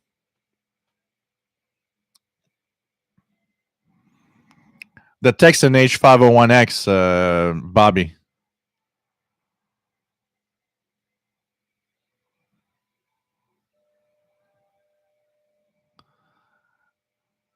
They're new shortwave relays. You know what? Instead of building big relays now, they're just China Radio International relays. Sheldon Harvey, when the U.S. blows them up, Chinese fortune cookie messages fall from them. Thousands and thousands of little messages, all written in bad English, all written in bad English. Some translator somewhere that doesn't know how to actually write in English. It's like, really bad stuff.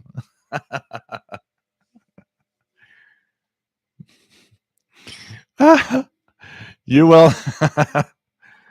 I picked one up. It said, you will have bad reception from shortwave for the rest of your days. Oh, no, I'm cursed by China. because they blew down the balloon.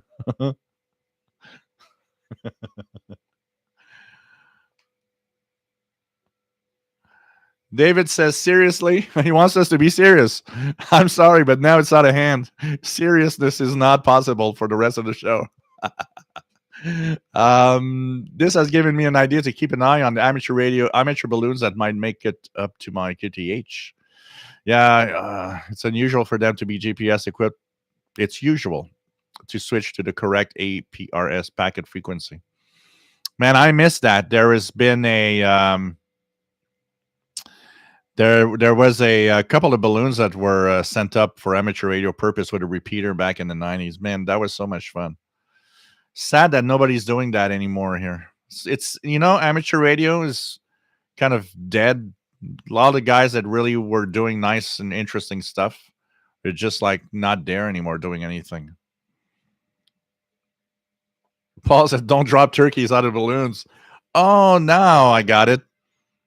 It's the Chinese WKRP. They're dropping turkeys. Oh, Carl Icon, it's Supreme Master Starlink. Welcome to Supreme Master Balloons. You may be happy. Keep happy. Be vegetarian. Eat grass. Thank you. You will buy a Baofeng radio.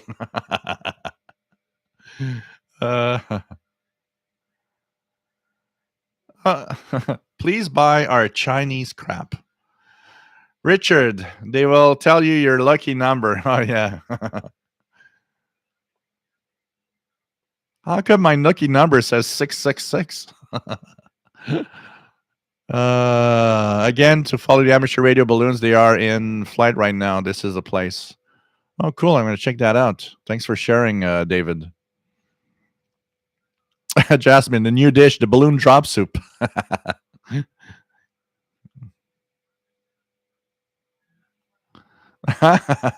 Sheldon, message says we are not sending anything else to sell to your North American dollar stores. Valentine Day balloons, says Vianney. That's what it was. They were Valentine Day balloons. Little hearts will fall down with messages on them. I hate, instead of being love messages, since it comes from China, it's going to say, I hate you. I despise you.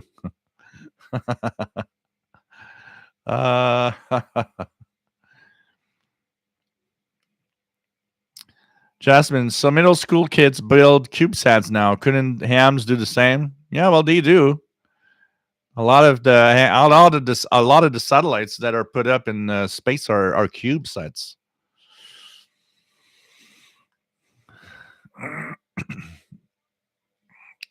Keegan the Exeter. My dad worked at CBS station WISC TV3 Madison, Wisconsin from 1977 to 78. When WKRP came on CBS, all non-essential work came to a halt. Oh, man. Crazy. So, Strong Pirate on 6960 and AM mode. I do see some other stuff here on 6955. Seems to be another one.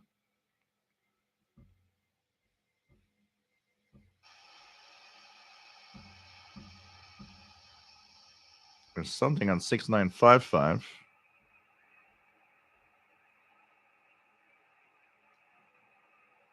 Not very strong, though. So interesting to see pirate activity.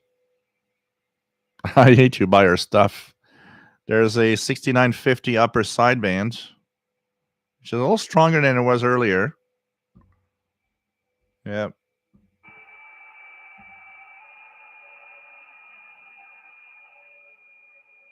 $69.50 with some music, an upper sideband.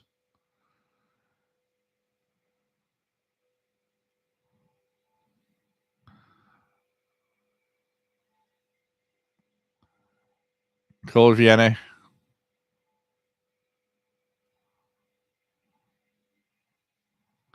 Sheldon, I saw someone post that the balloons are not Chinese, but are Amazon's new delivery system. Well, if some of us don't receive any packages soon, they just shut down Amazon balloons.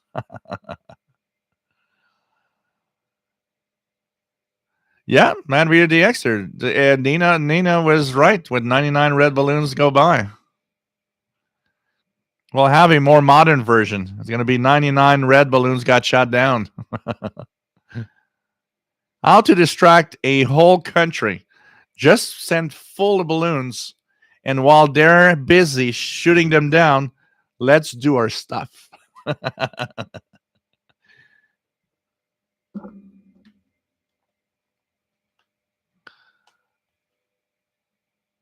So what happened while we were shooting down the balloons? Huh? China invaded Taiwan. Oh God. We don't even notice. We're just too stuck in shooting down balloons. Oh man. Pretty crazy. Imperial Chinese balloons. I like that. Imperial Chinese balloons.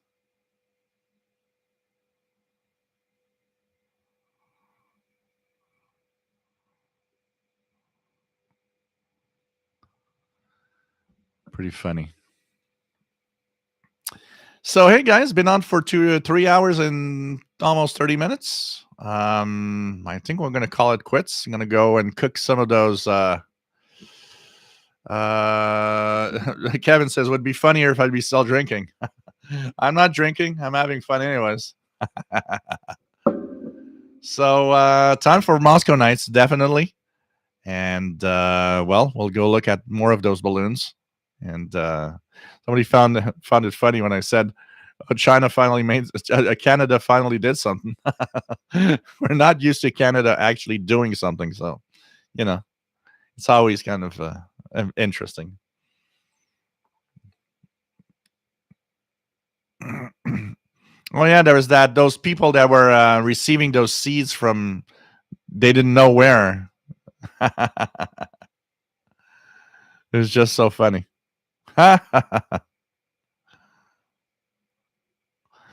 So hey guys, take care, my friends. Always fun to be here. We're going to put the headphones on, and we're going to.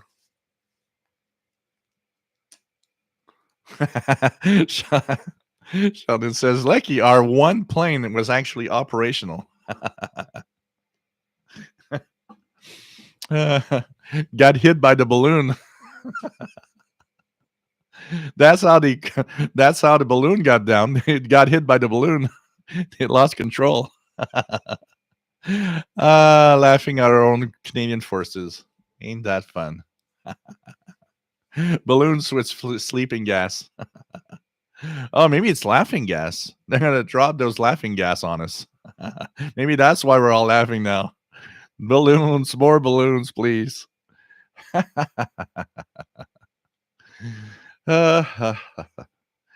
So take care, everybody. Stay safe. And if it was not for copyright reasons, I would play 99 Red Balloons before, but no, we won't. So here we go. Let's end this with Moscow Nights. And we'll be talking about more balloons coming up. Moscow Nights. Radio Moscow. Here we go. Take care, guys. Love you all. Stay safe. Stay safe.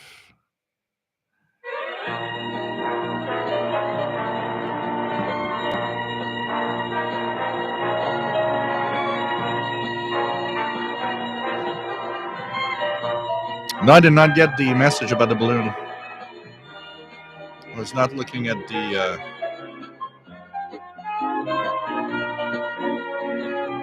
Too much stuff. So take care, everybody.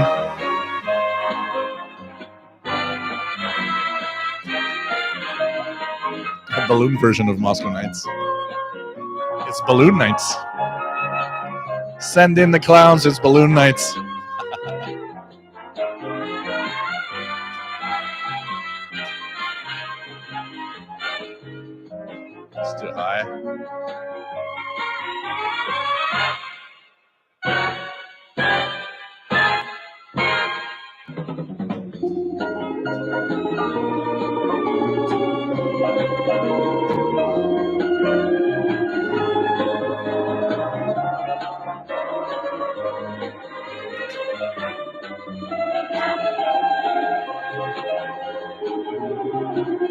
Take care, Matt. Take care, everybody. Love you all.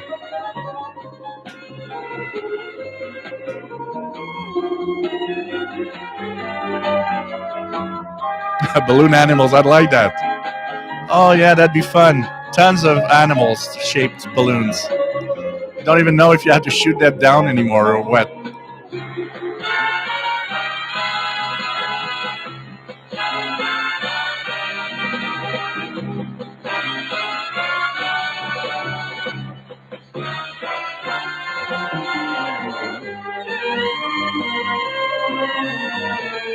The Pink, tons of Pink Floyd pigs. Imagine if Pink Floyd would happen today, they would have shot down the pig.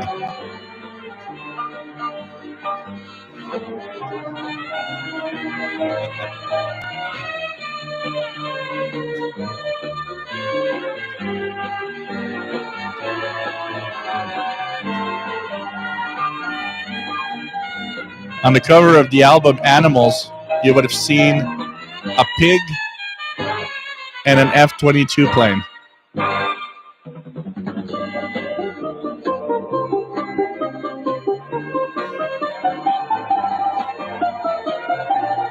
Hey, 73L.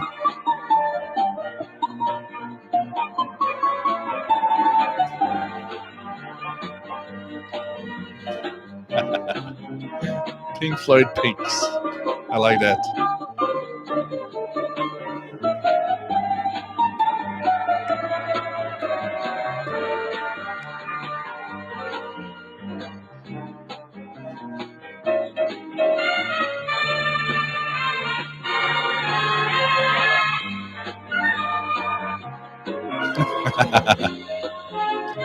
I'm totally deflated after 3 hours and a half.